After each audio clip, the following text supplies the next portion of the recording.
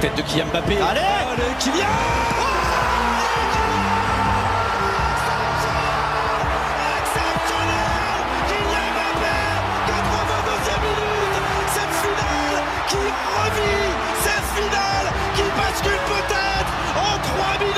La première Barcelone est en train d'aller chercher l'or et le record du monde. C'est la meilleure performance de tous les temps. Léon Marchand, impérial au pays du soleil levant. Léon Marchand explose le record du monde. Oh, bien joué. Allez, le doublé. C'est hallucinant ce que nous vivons aujourd'hui à Twickenham. La barre des 50 points, c'est un triomphe. Vive les Bleus, vive la France. Le Campus Sport Club, 23h minuit, sur Radio Campus.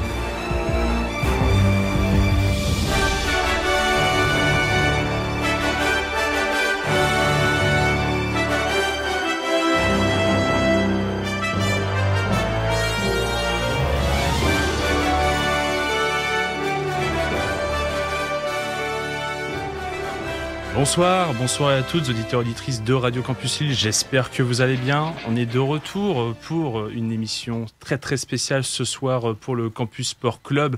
Émission spéciale 2 heures, vous l'avez peut-être vu si vous nous suivez sur les réseaux, et puis on l'a un peu teasé depuis cette rentrée 2024.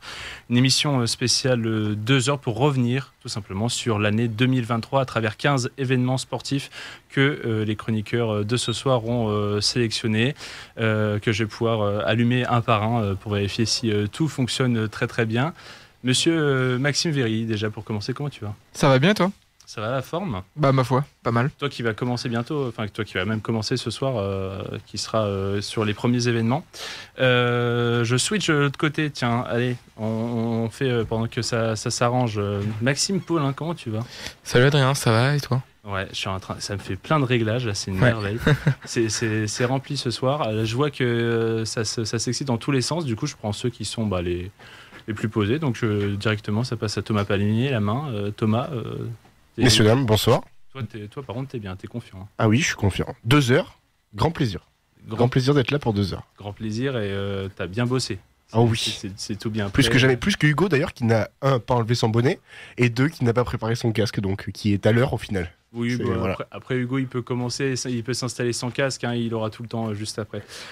Face à moi, ce soir, celui qui est à la place du chef. Tu seras le leader des troupes, donc s'il y a trop de débats, c'est toi qui donnes les coups de savate. Gaëtan, comment tu vas ? Bah, je vais super bien, bonsoir à tous, ceux qui nous écoutent. Prêt pour ces 2 heures. T'es heureux d'avoir ce rôle de Monsieur Savate ? Oui, très heureux. Je l'assumerai. Avec beaucoup d'entrain et d'enthousiasme. Et à tes côtés, Eva Claudel, comment tu vas ? Ça va super. Et c'est une éternité à donner tous les noms, c'est fou. Hein. Qu'est-ce qu'il y a, Maxime ? Tu veux dire quelque chose ? Moi, je suis motivé. Je suis vraiment motivé pour cette émission. Et donc le dernier qui, a priori, a pu s'installer. Hugo Marceau, comment tu vas ? J'ai pris le temps avant de réagir aux remarques de Monsieur Palmier, donc je suis très fier d'être à côté de lui pour ce beau rétro. Pour ce beau rétro de l'année 2023. Bonsoir Adrien, très heureux d'être parmi vous pour ce beau récap ce soir. Cette rétro du coup, hein. Oui, une rétrospective, mais du coup, hein, donc, on va commencer par parler français dans cette émission. Dans les rétros. Allez, on va pouvoir commencer. Évidemment, il y a un petit réglage qui n'est pas fait. Donc j'essaye de régler ça au plus vite. Et hop là, on va voir si ça va marcher. On va pouvoir démarrer ce soir donc avec Maxime, premier événement. Et chaque événement va être introduit d'un extrait musical. J'espère que ça va marcher, on va voir ça tout de suite. Allez, la petite musique du sport. Ouais, non, pas du tout. Sinon, on le fait en live. Hein. Bah ouais, hein, on va faire en live. Maxime, je suis désolé pour le premier extrait. Va falloir que tu démarres sans extrait, malheureusement. Donc en fait le travail que j'ai effectué et que j'ai préparé en amont n'a donc servi à rien. Mon travail préparatoire n'est d'accord, donc très bien. Donc mes 4 minutes 42 de sonore n'ont servi à rien. Non, attends, je viens de régler le problème. Ça va partir dans un instant. Ah, magnifique. Tu vois, coup de pression, ça marche. Réflexion. J'ai décidé de mettre un terme à mon aventure avec les Bleus et de prendre ma retraite internationale. Voilà, c'est sa décision, il faut la respecter. Évidemment, c'est pas quelque chose qui me fait plaisir, même si j'aurais préféré qu'il attende encore, mais bravo et merci pour tout ce qu'il a fait. J'ai tout donné. tout donné, physiquement, psychologiquement.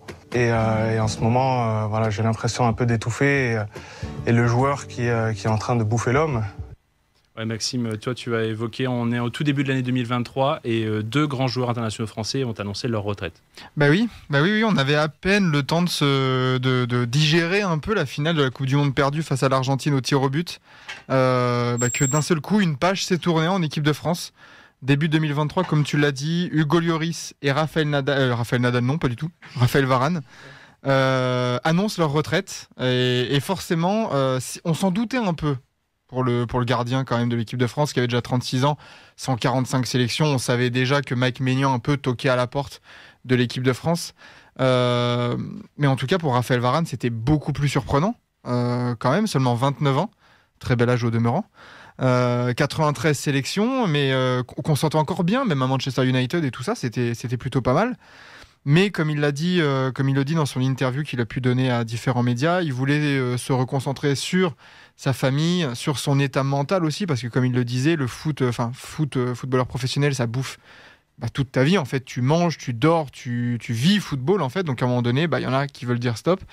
Et dans une ère ou dans une époque où la santé mentale des athlètes est de plus en plus mise en avant, ça fait du bien aussi de voir ces discours-là, mais mine de rien, c'était une belle page de l'histoire de l'équipe de France qui se tourne. Champion du monde 2018, on va pas pouvoir refaire leur discours, mais voilà quoi, deux annonces assez surprenantes quand même, mais deux grands joueurs en tout cas qui se retirent.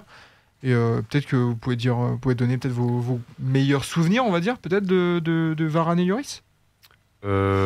Souvenir, Coupe du Monde 2018. Vraiment, t'es impressionné par Hugo Lloris pour ses parades, notamment une des parades qui a été, élue parade de la Coupe du Monde sur la tête de Godin, il me semble, face à l'Uruguay en demi-finale. Quart de finale, face à l'Uruguay. Demi, c'était face à la Belgique. Aussi de très bons souvenirs de Hugo Lloris durant la Coupe du Monde 2022. Je trouve qu'il a fait de super belles prestations. Concernant sa retraite, j'ai envie de dire, comme tu l'as dit, 14 ans à la tête des Bleus, record de sélection, record de brassard, donc j'ai envie de dire bon vent à Hugo Lloris, il nous a énormément servi, ça en dit beaucoup, ce record de brassard, sur l'importance qu'on lui a donné à la tête de l'équipe de France. C'est un grand monsieur qui tire sa révérence et moi je suis fier de dire que Hugo Lloris a été l'un des piliers de cette équipe. Concernant Raphaël Varane, comme on a pu entendre dans ce petit jingle, Didier Deschamps, qui est un peu dans la compréhension. Moi, je suis aussi dans la compréhension. Je comprends pas trop à 29 ans. Lui qui était un grand prétendant pour le brassard début 2023, je comprends pas cette retraite. Je veux dire, il y a encore des choses à accomplir. Je trouve qu'il tombe trop dans la facilité. Moi, j'ai vraiment été choqué par l'annonce. Tu te demandes à 29 ans, en tant que Raphaël Varane, comment tu peux demander ta retraite. Alors, je sais pas si la retraite de Hugo Lloris l'a motivé à prendre la sienne. Raphaël Varane avait l'air de dire qu'il voulait... C'était presque une de mes questions que je m'étais noté. Excuse-moi. Non, mais très bien. Je sais pas. Je me pose la question. Peut-être Hugo Lloris a joué un peu ce rôle de mentor pour Raphaël Varane et ça l'a motivé dans sa décision. Il avait l'air de dire, Raphaël Varane, lors de sa réaction, qu'il voulait laisser place à la jeunesse. Moi, je trouve que c'est un peu une excuse facile quand même. Oh, quand même.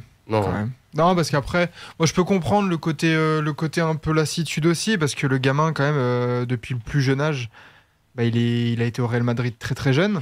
Il a gagné des Ligues des Champions aussi. Enfin, il a joué combien de matchs dans sa carrière, là, Raphaël Varane, combien d'émotions. Et là, peut-être que oui, la déception de la finale de la Coupe du Monde, elle a peut-être joué, a peut-être influencé sa décision, mais je trouve que c'est bien aussi de partir, de savoir partir aussi au sommet, entre guillemets, quoi. À ce moment-là. Et de dire, pourquoi pas. Et dire, en plus, le vivier qu'on a en défense centrale en équipe de France, tu peux dire, la maison, elle est bien gardée, quoi, entre guillemets. Mais c'est ça, parce qu'il savait que derrière, il y avait de quoi assurer, à mon avis, la transition. Dans d'autres sports, on voit que c'est beaucoup plus compliqué. On voit notamment en équipe de France de rugby, en ce moment, il y a des joueurs qui sont obligés, entre guillemets, contraints de rester parce qu'on n'a pas assez de monde derrière. Là, on a de la chance d'avoir des jeunes, ou des moins jeunes d'ailleurs, mais qui sont là et qui arrivent à tenir, on va dire, une ossature en défense centrale. Donc, et je rejoins ce que tu disais sur peut-être l'épuisement aussi mental. C'est un joueur qui a commencé extrêmement jeune. Donc, pour moi, c'est pas honteux ni scandaleux qu'il prenne sa carrière à ce moment-là. Il finit au top et je trouve ça génial pour lui. Je rejoins Thomas parce que dire qu'à 29 ans c'est dommage de s'arrêter, c'est prendre une seule dimension en compte, c'est la dimension physique et de l'âge de ce joueur-là. Mais ce qu'il faut comprendre quand on est un international et quand on est un joueur de football ou de tout autre sport à ce niveau-là, depuis ce nombre d'années-là, c'est qu'il y a un impact sur le mental de l'homme qui est vraiment, vraiment à prendre en compte, et que c'est pas parce que la norme et la moyenne, les standards sont un peu plus élevés en termes de durée de vie d'un international, qu'un international qui se retire à 29 ans, je trouve pas ça scandaleux. Très bien. Et puis on retiendra surtout, j'imagine, l'image de Lloris et Varane comme leader de cette génération équipe de France, brassard et même sur le terrain des patrons. Maxime, on va rester avec toi. Du coup, mais deuxième événement, on avance un peu dans le temps, alors pas longtemps après l'annonce de Raphaël Varane, mine de rien, mais un mois après Lloris, avec un nouvel extrait tout de suite. Looking for James, he's got it. Coming to the end of the third quarter. LeBron James, a shot in history. LeBron stands alone. The NBA's all-time scoring record now belongs to LeBron James. Évidemment. Et oui, LeBron James, comme vous l'avez entendu. Alors, on a parlé de retraite juste avant. Là, c'est un joueur, malgré ses 39 ans, bien tassé, il n'est pas prêt de prendre sa retraite. LeBron James qui bat le record de points en total sur la saison régulière en NBA. Alors, ça peut, pour quelqu'un d'extérieur à la NBA, ressembler à un record parmi tant d'autres. Mais il faut savoir que c'est un record qu'on ne pensait pas voir tomber un jour dans l'histoire. Et c'était surtout une soirée hors du temps. Je l'ai vécu en direct. J'ai été resté éveillé jusqu'à 4h du matin pour le voir, ce match. Mais une soirée où une de ces soirées qui annonçait un événement, ce genre de nuit où tu sens qu'il y a quelque chose qui va se passer. On avait le décompte depuis plusieurs jours, plusieurs semaines, il reste 140 points, 122, machin. Et on voyait le décompte, et là, il en restait 36. Et tout était fait pour que ça soit ce soir. Donc le 8 février, LeBron, il arrive, costard noir, chemise noire, lunettes noires, le flow stratosphérique. Men in Black. Et Men in Black, focus. De toute façon, LeBron, génie du marketing, donc évidemment, il n'allait pas venir en survette, évidemment. Il arrive à l'échauffement, sur le casque, il a marqué 38 388, le palier à atteindre. Tout était fait pour que ce record tombe. On s'en foutait du match. Vraiment à la sauce américaine, extra sauce, tout quoi. Magnifique. Franchement, mais c'est excentrique, c'est exagéré peut-être pour certains, mais ouais, c'est le show à l'américaine. On s'en fout du résultat, et ce qu'on retiendra, c'est cette fin de troisième quart-temps. Il en a 34. Il a la balle. Alors, il y a Thomas Bryant, le pivot, qui demande la balle. Alors, le culot du gars. le culot. Mais l'intérieur. Parce qu'il s'appelle Bryant. Exactement. Non, mais sans déconner, là. Sur la photo iconique qui restera, il est en train de demander la balle. C'est n'importe quoi. Ça lui avait dit aussi. Voilà. Et un fade-away magnifique sur la tête de Kenrich Williams, un défenseur dont on ne se souviendra pas. Son palmarès sera d'être sur la photo. Et voilà, c'était l'heure du King, un record qu'on pensait pas voir tomber d'un jour, une célébration pendant 10 minutes en plein milieu du match, et LeBron James qui cimente sa légende, quoi, toujours plus parmi les GOAT de ce sport et du sport en général, quoi. Est-ce qu'il fallait le faire à tout prix au Staples Center, enfin la Crypto.com Arena, ce record, pour un joueur des Lakers? Ouais, en plus, pour battre Kareem Abdul-Jabbar, ancien. Il y avait ce côté à domicile, je pense aussi, qui jouait beaucoup. Mais juste avant, on pensait qu'il voulait peut-être le faire au Madison Square Garden aussi, contre New York. Je me souviens, on disait, est-ce que c'est pas une belle salle mythique aussi pour ça? Au final, je pense qu'il l'aurait fait, s'il l'avait fait à Indiana, à Boston, à San Francisco. Rien à foutre. Parce que c'est vrai que maintenant, le fait de dire il a battu le record à la Crypto.com Arena, c'est dégueulasse. On va dire Staples Center, si je puis me permettre. Exactement. Non. Le record quand même de Kareem Abdul-Jabbar en chiffres, il était détenu depuis 1984. Ah oui, non, donc ça faisait c'était il y a 40 ans. Il avait c'était un truc qui paraissait, comme tu l'as dit Maxime, qui paraissait imbattable, quoi. C'était des chiffres stratosphériques, et je pense sincèrement que dans l'histoire du basket, il n'y a aucun joueur mis à part LeBron James, qui pouvait un jour battre ce record. Et le record de LeBron James, s'il devait être battu par quelqu'un aujourd'hui, je pense je pense qu'aujourd'hui, cette personne n'est pas encore née. Donc voilà, c'est juste stratosphérique. Enfin, moi, ce qui m'avait marqué, c'était... tous les Américains faisaient des pronostics sur quel match ça allait tomber, etc. Et le prix des places pour voir ça avait explosé sur les 3-4 matchs où ça pouvait se passer, etc. Tout ça pour filmer au téléphone. Ouais, tout ça pour filmer au téléphone. Tout le monde avait son téléphone dans les mains. C'était assez triste de voir ça, mais voilà, c'est un moment d'histoire dans le basket et ça restera gravé à jamais dans l'histoire de la NBA. Et puis comme tu le dis, il continue en plus, il s'est pas arrêté là parce qu'il continue le copain, il est au-dessus des 39 000 points, il va aller chercher la barre des 40 000 points. Et comme tu dis, s'il y en a un qui va aller chercher ce record, va falloir déjà qu'il joue 22 saisons NBA. LeBron, on a vu il y a quelques jours qu'il a joué contre 35% des joueurs all-time de la NBA. C'est impressionnant cette statistique. C'est dingo. Oui, c'est vrai que c'est un peu comparable on pourrait presque comparer ça aux 14 titres de Rafa à Roland-Garros parce qu'on ne sait même pas si ça va être battu. Parce que ce serait l'équivalent de qu'un joueur gagne Roland-Garros de ses 20 ans à ses 34 ans. Donc il faut déjà être au haut niveau pendant 14 ans. Enfin moi je ne suis pas une spécialiste du basket, mais déjà je compare ça par exemple à ce que fait Rafael Nadal. C'est impressionnant. C'est aussi les 93 buts de Messi sur une année civile aussi. C'est ce genre de 92, si je peux me permettre. C'est ce genre de record qui paraît impossible. Mais tu disais 38 000 points, et la barre des 40 000 aussi, ça risque d'être un truc de fou. Parce que 40 000 dans la tête des gens, mais même au-delà des États-Unis, je pense chez nous, en Europe et tout ça, c'est un truc qui va marquer. Les gens vont se dire 40 000 points. Quoi. Quand tu sais que, les gens vont se dire, ok, quand tu mets un panier, c'est 3 points. Tu vois, enfin, au mieux, c'est 3 points. 40 000, c'est quand même un truc. Je pense que on va encore plus pouvoir se le matérialiser. Quoi. Je suis très fort en maths, ça fait beaucoup de paniers. Ça fait beaucoup de paniers. Déjà qu'il avait inauguré le club du 30 000 points, 10 000 rebonds, 10 000 passes. Ouais. Donc là, il va encore inaugurer un 40-10-10. Là. Celui-là, il va être compliqué à atteindre. C'est sûr. Est-ce que ce serait pas finalement son fils qui serait destiné à le dépasser, Bronny James? C'est très tôt ça. Ce serait un peu précoce. Un peu de pression. Un peu de pression sur les épaules du gars. Il y aura beaucoup de pression. Il en a pas assez en plus. Non, il en a pas du tout assez. Il le ferait en 10 saisons. C'est ça. Non, puis pour finir sur cette page LeBron James, pour dire du coup par rapport à ce record que Abdul-Jabbar avait battu et avait amélioré, puisqu'il lui restait encore 5 saisons à jouer après avoir battu Wilt Chamberlain. Il y a quand même 4 noms qui se sont glissés dans l'eau pour essayer d'aller chercher Abdul-Jabbar. C'est pas les moindres, c'est Karl Malone, Kobe Bryant, Michael Jordan et Dirk Nowitzki qui sont juste derrière dans ce classement-là. Donc qui sera le prochain à atteindre du coup ce club des 31 000 et 30 000 déjà, faut le faire. Club des 31 000, on a vu les noms, donc peut-être Wemby. Qui sait? On en parlera un peu plus tard dans cette émission. Première petite pause musicale de ce soir. Les musiques aussi, je les ai un peu sélectionnées selon le fil de l'année. Et on avait démarré très très fort avec un des sons les plus streamés de cette année, d'une chanteuse qui parlait de sa rupture. On va commencer avec Flowers de Miley Cyrus.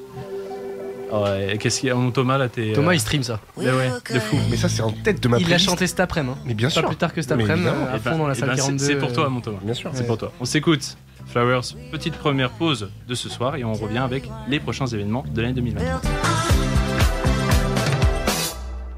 On est de retour à l'antenne sur Radio Campus Lille 106,6 FM. On va pouvoir avancer dans cette rétro 2023. On a un petit peu avancé dans l'année. On était toujours en février.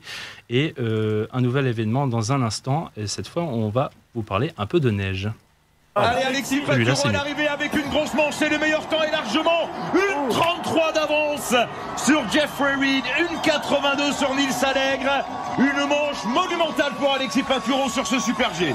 Jusqu'au bout, notamment ici. Il a marqué la pluie, il n'y a plus de vitesse, Marco Schwarz, et il est derrière. Un 10e de retard pour Marco Schwarz à l'arrivée. Il s'est bloqué, il s'est figé à 4 portes de l'arrivée et c'est Alexis qui est en tête. Avec une victoire française et un médaillé mondial français. Et oui, avant ce titre mondial du combiné à Courchevel, on ne présentait déjà plus Alexis Pinturo et ses 34 victoires en Coupe du Monde de ski alpin, recordman français. Mais en 2021, il remportait même le gros globe de cristal et devenait ainsi le 4e Français à le remporter 24 ans après Luc Alphand. Mais donc vous allez me dire, champion du monde, on s'y attendait. Mais oui, mais le 7 février 2023, lorsqu'il prend le départ du combiné, Alexis Pinturault n'est pas du tout en confiance. Depuis le début de la saison, il est monté qu'une seule fois sur le podium et n'a pas gagné depuis 2 saisons sur le circuit de la Coupe du Monde. Mais c'est ce jour-là, pour les championnats du monde de Courchevel, chez lui, dans son jardin, le Savoyard est survolté et signe le meilleur temps du combiné devant le tenant du titre, Marco Schwartz, comme vous l'avez pu l'entendre dans le petit magnéto. Un 2e titre mondial qui le libère puisque 2 jours plus tard, il glane le bronze sur le Super G en reléguant Marco Odermatt à la 4e place de ce Super G. Alors j'avais une petite question, on sait que la marque des grands champions, c'est vraiment d'être là au moment important. Visiblement, c'est un pari gagné pour Alexis Pinturault sur ces championnats du monde, chez lui, dans son jardin, comme je le disais. Mais on sait qu'il n'a jamais eu de titre olympique, donc c'était quand même un pari risqué pour Alexis Pinturault. Est-ce que ça vous a impressionné, ce titre mondial à la maison ? Ouais, ça m'a impressionné, moi personnellement, pour le symbole en fait, par cette victoire en fait, ça en dit beaucoup aussi sur sa possible reconversion vers des courses de vitesse. On le sait, initialement, Alexis Pinturault est plutôt un technicien, donc adepte des slaloms, et là le fait que l'âge passe, les années passent, et il privilégie plus, et même il a affiché en fait son ambition, aspire à évoluer dans ce genre de discipline, les courses de vitesse, et justement cette victoire en est un signe parfait, et c'est facile à mon avis, plus de passer de la vitesse à la technique quand les années passent, et en plus on dit beaucoup sur son objectif qui est de gagner la descente aux prochains Jeux Olympiques en 2026. Et on l'a vu sur cette saison-là, tu parlais d'un seul podium avant ces mondiaux. Après les mondiaux, il en fait 2 en seulement quelques courses. Donc c'est vrai qu'à mon avis, c'était lui fixé au fur et à mesure des semaines. J'imagine que ces mondiaux-là devenaient vraiment la grosse échéance de sa saison. Non, puis ouais, c'est ce paradoxe-là de... Tu disais les champions qui répondent au moment présent, mais répondre au moment présent devant ta famille, dans ta région d'origine, c'est généralement un combo qui fait pas forcément bon ménage. Et là, il y a une double dose et qui nous fait dire que véritablement, Alexis Pinturault a cette âme de champion supplémentaire et cette capacité à se surpasser en faisant abstraction, ou plutôt pas en faisant impression, mais en se servant de ce contexte-là bien particulier. C'est assez impressionnant. Et excuse-moi Thomas, mais juste rappeler quand même que tu parlais de sa reconversion, Alexis Pinturault actuellement la jambe dans le plâtre, fin de saison avec cette blessure sur la dernière manche de descente. L'hélicoptère. Ouais, ça a mis un coup un peu à ses intentions, mais je rebondis sur ce que tu disais, je trouve ça toujours intéressant d'un point de vue mental pour un champion ou une championne de performer dans un tel championnat, dans une telle compétition à domicile. C'est-à-dire que t'as pas forcément l'impression du coup d'être dans un championnat dans une telle envergure parce que t'es chez toi, t'as ta famille, t'as tes proches, t'es sur la piste que tu connais, dans des conditions, tu prends ta voiture, ça se trouve, tu pars de chez toi. Enfin, il y a tout un truc où tu te dis, mais en fait, à quel moment tu réalises que c'est plus qu'une course normale, c'est-à-dire que c'est un vrai championnat, une dimension internationale, et de performer, de se mettre mentalement dans cet environnement-là pour se dire, il faut que je performe parce que c'est pas simplement une compétition banale. Moi, je trouve ça absolument bluffant parce que mentalement, ça demande un effort absolument fou. Et c'est peut-être ça le plus louable chez ces sportifs-là. Tu parles d'Alexis Pinturault, on parlera peut-être de Thibaut Pinot tout à l'heure, je crois, sans vouloir faire de transition, mais oui, c'est d'autant plus fort pour ces personnes-là de réussir à se mettre en condition en étant en plus à domicile. C'est peut-être ce qui lui manquait finalement, parce qu'il n'y arrivait plus depuis 2 ans, comme tu l'as dit. C'est peut-être de ça finalement qu'il avait besoin, ce surplus d'énergie, ce contexte-là qui faisait qu'il allait trouver la clé. Parce qu'il y en a beaucoup que ça inhibe, hein. Il y en a beaucoup qui se disent, qui n'arrivent pas à se dépêtrer en fait, parce que trop de pression, trop de sollicitations, trop d'attentes autour d'eux. Mais je pense que ça marque encore plus la classe d'un grand champion ou d'une grande championne d'être capable de passer le cap et de s'en servir de toute cette pression, de tout cet environnement. Surtout que pour ces mondiaux à Courchevel-Méribel, pour rappel, c'est le seul Français à avoir obtenu des médailles, puisqu'après l'or, il a eu le bronze sur le Super G. Un Super G, je ne sais pas si vous aviez pu le regarder à l'époque, mais on a des dossards 7, 8, 9, 10 qui s'enchaînent. Les 4 leaders qui chacun leur tour prennent donc la tête de ce Super G. Et Pinturo étant 8e finira donc bronzé, mais Odermatt sera en tête. Pinturo lui prendra pour quelques centièmes. Kilde lui reprendra pour quelques centièmes. Et finalement, c'est le Canadien Jamal Crawford qui aura l'or. Mais Pinturo restera. Ouais, mais c'était assez épique comme moment. C'est assez intense. Juste regarder ces 5 minutes de direct et c'est régalade. Oui, parce que quand Alexis Pinturo il passe la ligne d'arrivée, moi personnellement je pensais qu'il allait ravoir l'or sur le Super G. On pensait pas que c'était possible qu'il soit battu, mais en fait si, donc toujours regarder jusqu'à la fin une course. Allez, on va rester encore un petit peu dans la neige et encore avec Eva, avec un nouvel extrait. On avance un tout petit peu dans le temps également et on passe cette fois au biathlon. Quel tir, encore une fois, il y aurait une erreur pour Julia, mais il y a une erreur également pour Denise Herrmann. Va-t-il en avoir deux? Il y a deux erreurs. C'est Julia qui va ressortir devant tout le monde. Julia Simon va sortir la première de ce pas de tir. Julia Simon va être championne du monde de la poursuite. Elle secoue la tête, elle a du mal à y croire. C'est absolument dingue ce qu'elle est en train de vivre. C'est absolument incroyable ce qu'elle est en train de nous faire vivre. Ça veut dire que la victoire, elle est synonyme d'une médaille d'or et en plus elle peut s'offrir ce petit tour d'honneur. Julia Simon, quelle championne! Julia Simon, médaillée d'or aux mondiaux, pour ensuite même être sacrée à la Coupe du Monde. Et oui, ce commentaire nous replonge 5 jours plus tard. On est le 12 février dans le brouillard d'Oberhof en Allemagne. Julia Simon, dossard jaune sur les épaules, part avec 1 minute de retard sur l'Allemande Denise Hermann-Wick. Auteur d'un 19/20, elle s'impose en patronne devant cette Allemande sur la poursuite d'Oberhof. Plus qu'un titre mondial en individuel, la biathlète des saisies montre au monde qu'elle assume ce statut de favorite, un statut nouveau pour la Française puisque elle occupait la saison précédente la 12e place au classement général. Ce sacre mondial n'est qu'une ligne de sa saison record, comme tu disais, puisqu'elle a eu 10 podiums, dont 3 victoires sur le circuit de la Coupe du Monde, une 18e place comme plus mauvais résultat. Jus, comme on l'appelle dans le jargon du biathlon, remporte même le gros globe de cristal, une première depuis Sandrine Bailly en 2005. Un sacre qui vient mettre en lumière toute cette équipe féminine, souvent dans l'ombre de l'équipe masculine, menée notamment par Martin Fourcade, puis Quentin Fillon-Maillet, notamment avec sa saison record lors des Jeux Olympiques. On sait que c'est toujours compliqué de confirmer. Est-ce que, on l'avait vu d'ailleurs avec Alexis Pinturo et son gros globe, il a eu du mal à confirmer sur sa lancée. Est-ce que vous pensez que Julia Simon peut faire le doublé? Est-ce qu'elle peut cette saison remporter le dossard jaune? On rappelle que là, elle est 4e du général au moment où on parle. Et elle est toujours dans la course, mais est-ce que vous pensez qu'elle peut le remporter?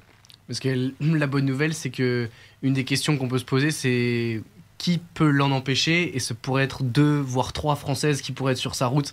Allez, on va dire 2 avec Lou Jean Monod et Justine Bressas-Boucher, qui sont 2 biathlètes françaises ultra bien positionnées également. On ne sait pas si Julia Simon va faire le doublé, mais ce qu'on sait, c'est que le biathlon français a trouvé une continuité impeccable et génial à regarder.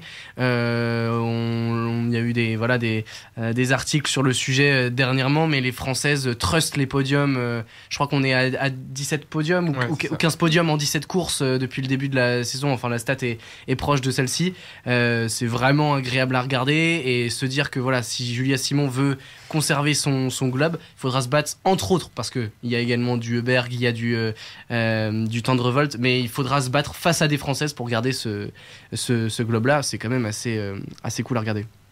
La Française en plus qui gagne cette poursuite, on l'entendait là à Oberhof en Allemagne.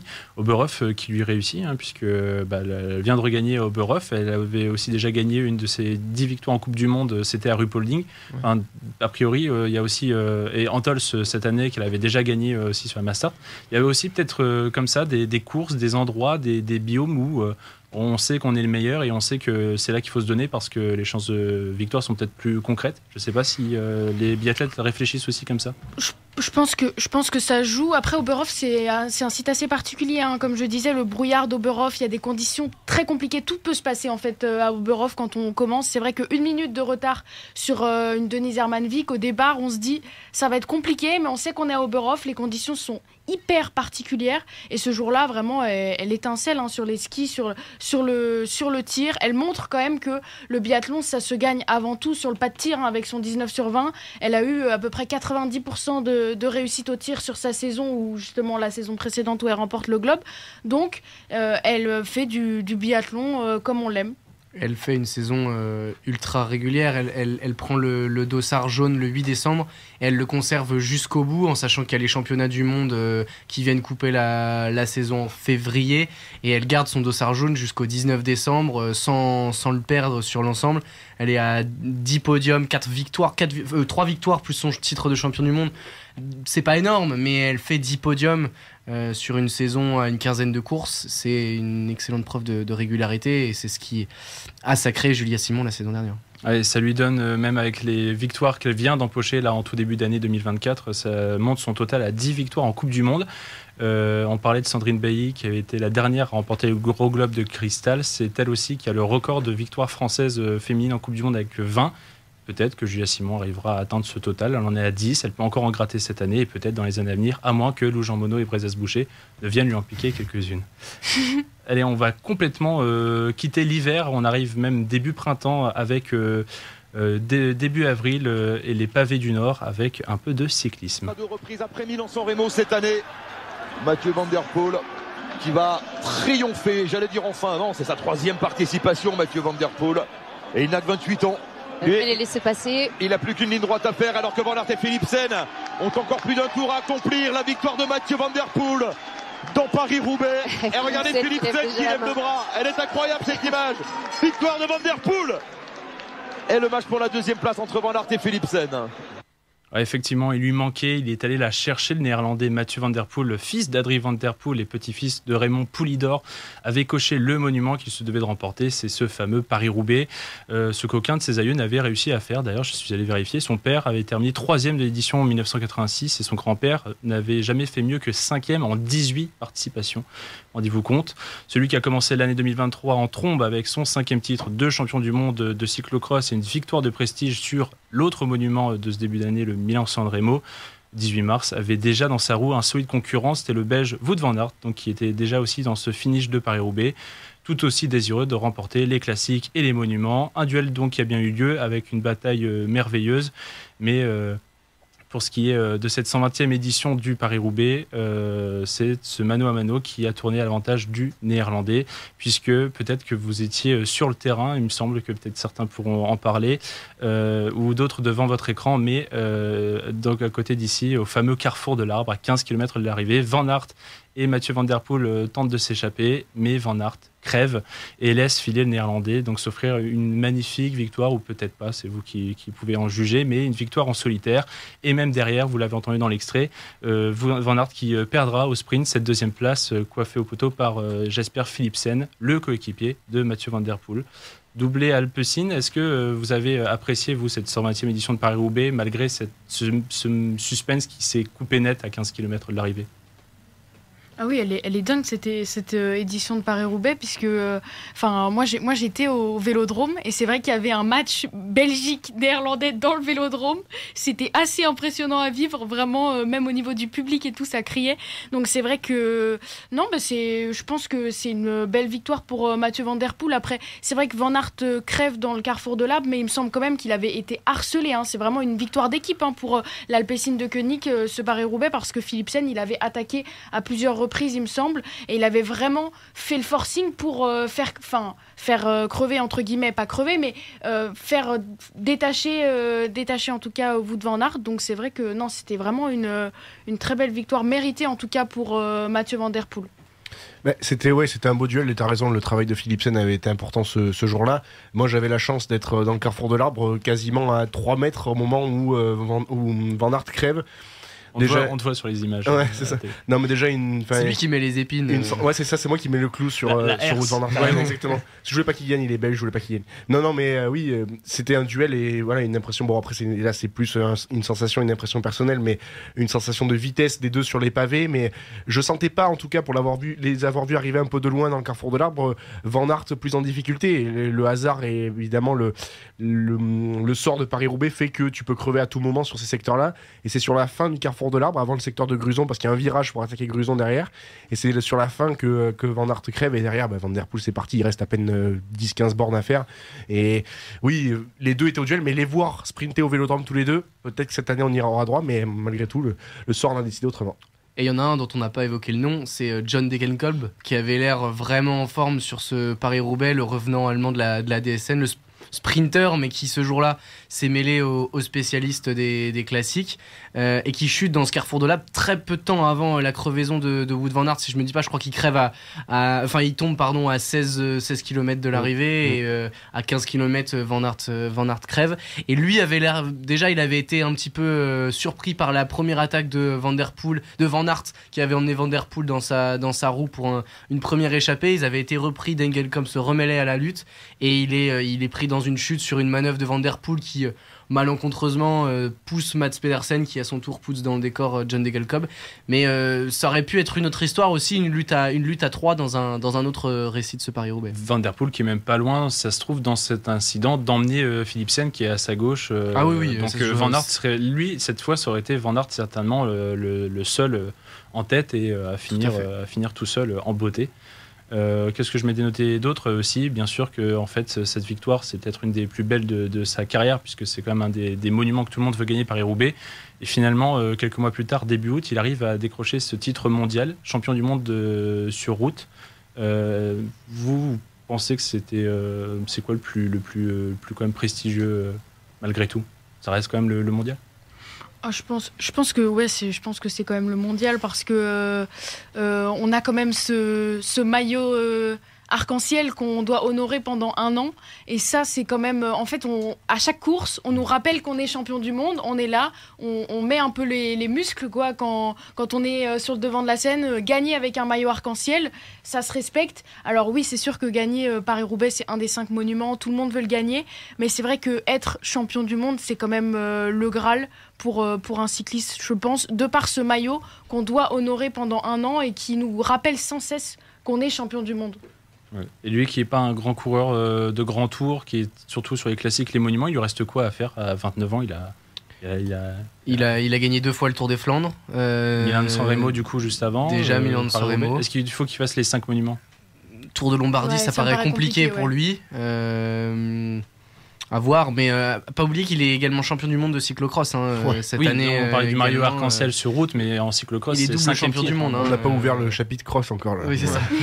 Oui, parce qu'on peut rouvrir une nouvelle chapitre en 2024. Mais ça m'étonne pas qu'il fasse un peu de piste à la fin de sa carrière parce qu'il s'est dit bon, j'ai tout gagné, donc allez, pourquoi pas tenter la piste. Mais non, mais c'est fou. C'est fou. Non, il va continuer à tenter de les empiler, mais je pense qu'il a déjà une petite idée derrière la tête pour la prochaine édition, la 2e semaine d'avril prochain. Mais ces gars-là, pourquoi pas l'or olympique pour Mathieu Van Der Poel? On peut se dire le circuit, honnêtement, à Paris, il correspond pas mal avec ces côtes de Montmartre là.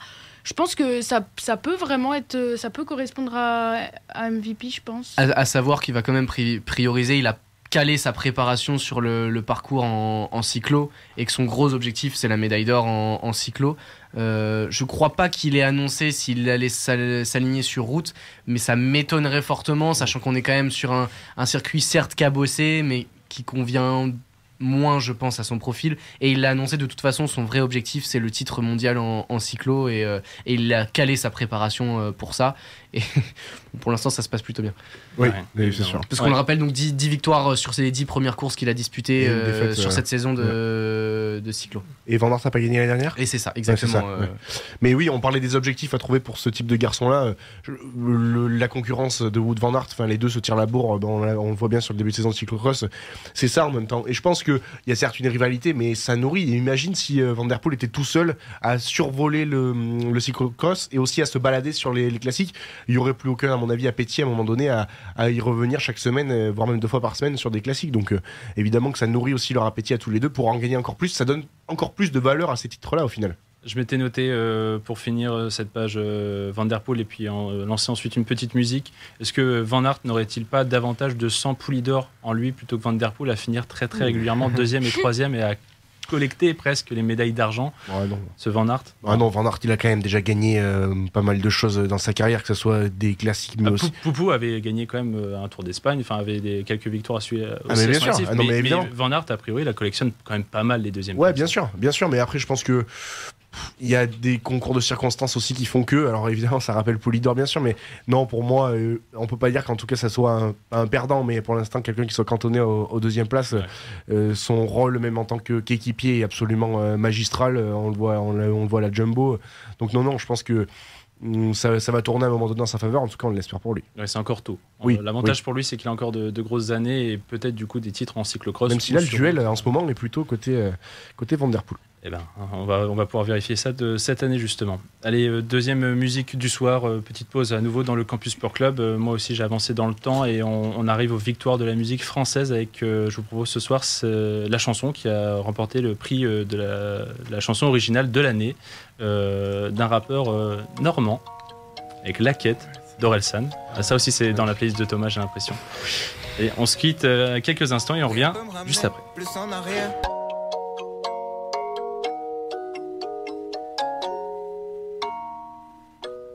La quête d'Orelsan qui était à l'instant sur Radio Campus Lille 106,6 FM. Oula. On avance dans ce Campus Sport Club spécial 2 heures puisque nous faisons ce soir une rétrospective 2023 et là on change complètement à nouveau du tout au tout, on change de discipline, on passe des pavés au tatami. Et le voilà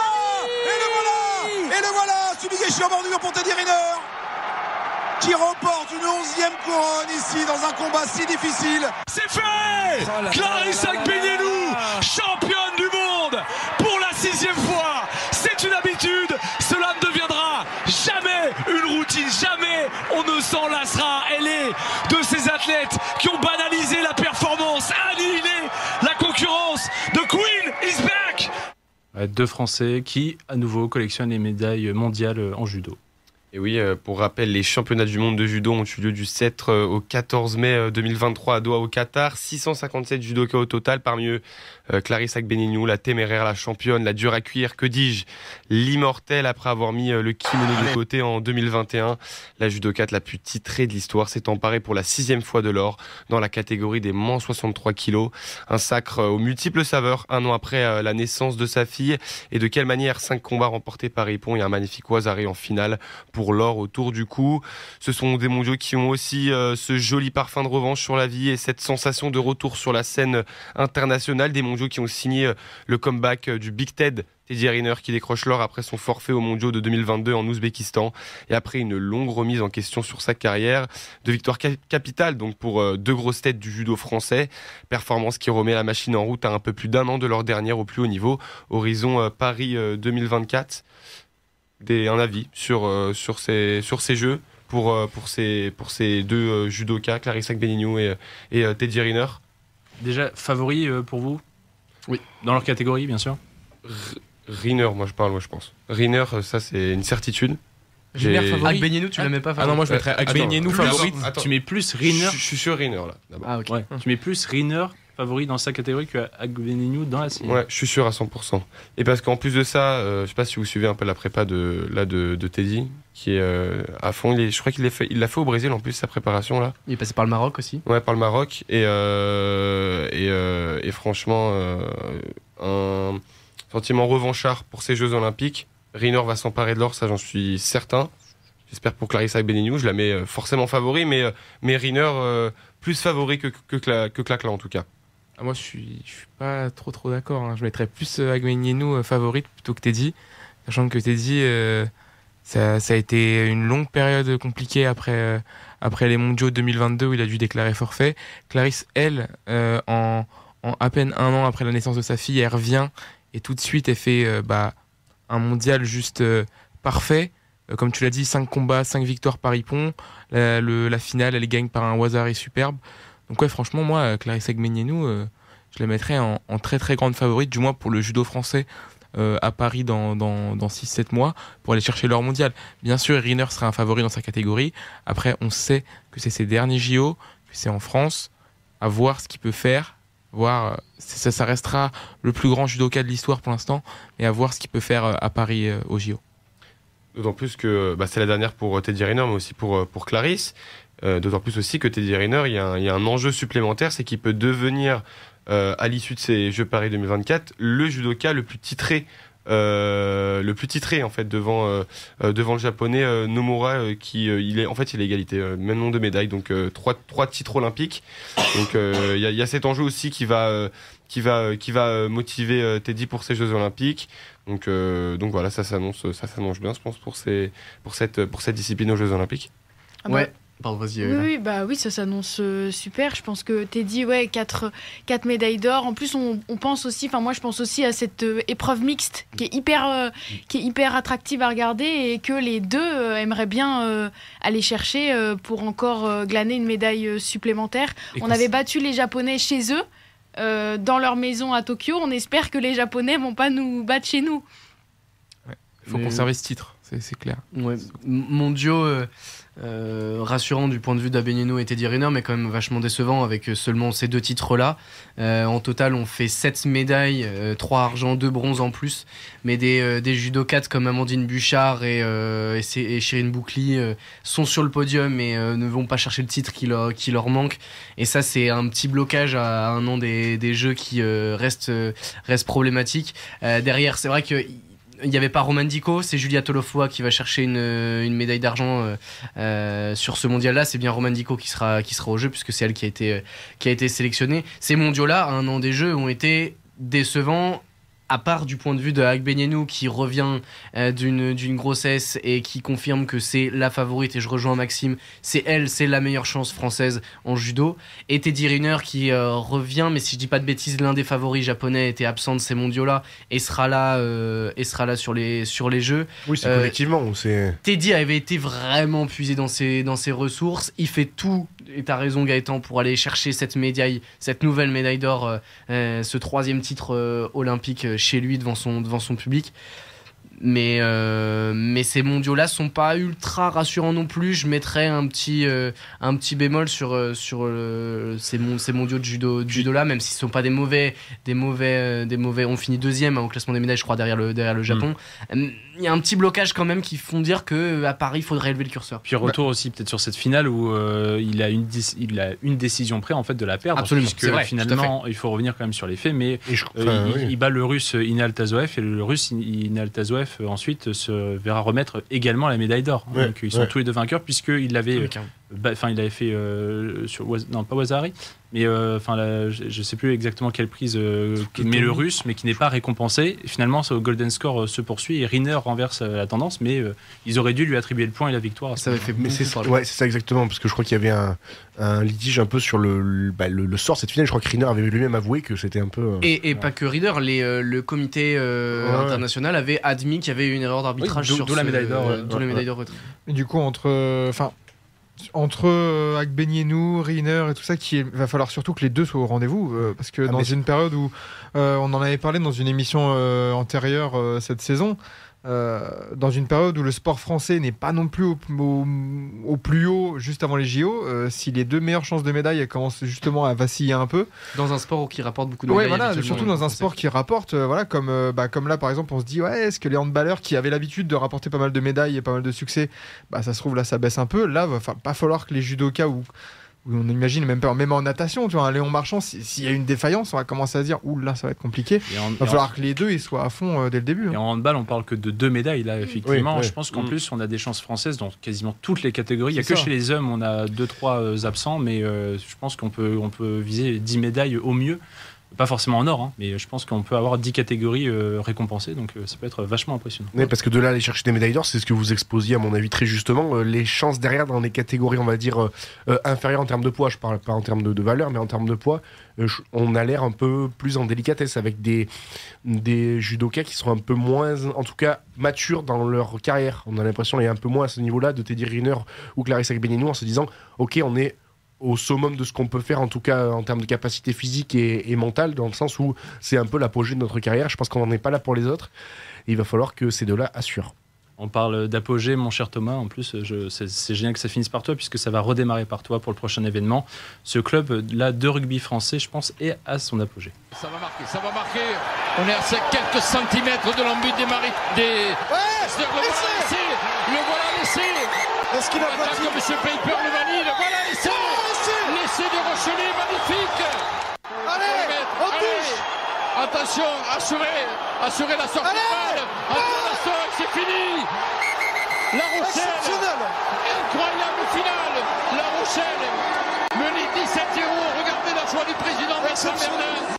Ouais, au bout du suspense, La Rochelle qui a réussi à faire cette remontada et ce back-to-back en finale de la Champions Cup. Ouais, avec les commentaires de France 2 de Jean Abeyou et Dimitri Yachvili. 20 mai 2023 à l'Aviva Stadium de Dublin en Irlande. La Rochelle qui affronte le Leinster, qui joue à domicile pour un remake de la finale 2022 de la Coupe d'Europe de rugby. À Marseille, un an plus tôt, c'est les Rochelais qui s'étaient imposés avec la manière, on s'en souvient. Mais à Dublin, en 2023, ils ont renversé les Irlandais pour l'un des plus grands exploits de l'histoire des finales de Coupe d'Europe de rugby, clairement, parce que La Rochelle était menée 17-0 au bout de 12 minutes de jeu, une entame catastrophique pour les Rochelais. Les Rochelais entraînés par Ronan O'Gara, un entraîneur irlandais qui, à mon avis, aussi avait à cœur de bien performer ce jour-là dans des terres qu'il connaît bien. À ce moment-là, au bout de 12 minutes de jeu, on se dit que c'est fini parce que les Rochelais, dans une finale de Coupe d'Europe, tu ne remontes pas 17 points, surtout face au Leinster à domicile. C'est techniquement pas possible, mais les Rochelais l'ont fait grâce notamment à l'essai de Jonathan Danty qui relance la partie autour de la 20e et surtout à l'essai de Seteni, le centre à 2 minutes de la mi-temps qui là replace vraiment La Rochelle dans le match à la pause. En deuxième mi-temps, les Rochelais qui sont un peu plus en maîtrise, mais en tout cas qui grappillent au fur et à mesure au score, avec notamment la botte d'Antoine Astoy, très précieux, l'ouvreur Rochelais, et notamment aussi grâce à l'essai de Georges-Henri Colombe, qui inscrit l'essai de la victoire à 8 minutes de la fin. Les Rochelais qui ont battu dans leur parcours les Saracens en quart de finale, qui ont étrillé en demi-finale Exeter, et qui arrivaient en pleine confiance pour la finale. Ils étaient en top 14, ils restaient sur une série de une seule défaite en 8 matchs avant de jouer cette finale-là de Coupe d'Europe. Ils étaient deuxième au classement, donc ils étaient en pleine bourre. Le lendemain de la finale, forcément, énorme liesse. On se souvient de ces images sur le vieux port de La Rochelle, absolument magnifique. Ce public rochelais justement récompensé par ce deuxième titre consécutif qui était venu célébrer ses héros. Ouais, cette seconde mi-temps phénoménale, 23-14, ouais, c'est ça, ouais. à la mi-temps, et 26-27 score final, qui plus est à l'Aviva Stadium. Ah oui, c'est vrai que ce match, il est extraordinaire. Moi, j'avais la chance d'être à Dublin à ce moment-là. Je peux vous dire que dans les bars, les Irlandais, ils faisaient pas les fiers. Hein. À 17-0, ils étaient là, on va gagner. Puis après, ils se sont tués tout de suite, surtout à la fin. Mais c'est vrai que c'était assez impressionnant ce match. Il était très, très agréable à regarder. Et surtout, il vient confirmer que, en fait, le niveau du top 14 en France, parce que c'est le 4e sacre consécutif pour les Français. Deux fois Stade Toulousain, 2 fois La Rochelle. C'est assez impressionnant. Mais celui-là a quand même une valeur particulière. C'est sans doute le plus gros exploit d'un club français de sport collectif, tout sport confondu cette année. Revenir de 0-17 et remporter cette finale à l'Aviva Stadium, à Dublin, face à une équipe qui est un copier-coller de l'équipe d'Irlande qui, quelques semaines plus tôt, gagne le tournoi à destination dans un contexte où les Rochelais avaient battu le Leinster un an plus tôt, toujours dans cette finale de Champions Cup. Cet esprit de revanche, le scénario est vraiment fou et c'est sans doute le plus gros exploit d'un club français, je pense, cette année. Ils n'ont pas eu vraiment très peur en plus sur leur parcours, les Rochelais, tu le disais. Oui. Il y a eu des petites complications face au Ulster en poule, mais après ça a déroulé que des matchs à domicile et surtout ce Leinster qui a aussi joué tous ses matchs à Viva Stadium et qui en plus jouait cette finale chez lui, donc ça avait l'air un peu mission impossible. Et ce titre, ça vient aussi permettre au rugby français de, encore une fois, s'imposer sur la scène européenne. Enfin, ça confirme quand même que le rugby français en Europe, c'est quand même un géant, et depuis plusieurs années ça l'est, mais là on est vraiment dans la continuité et c'est quand même assez impressionnant ce que font La Rochelle, ce que font les Stades Toulousains, etc.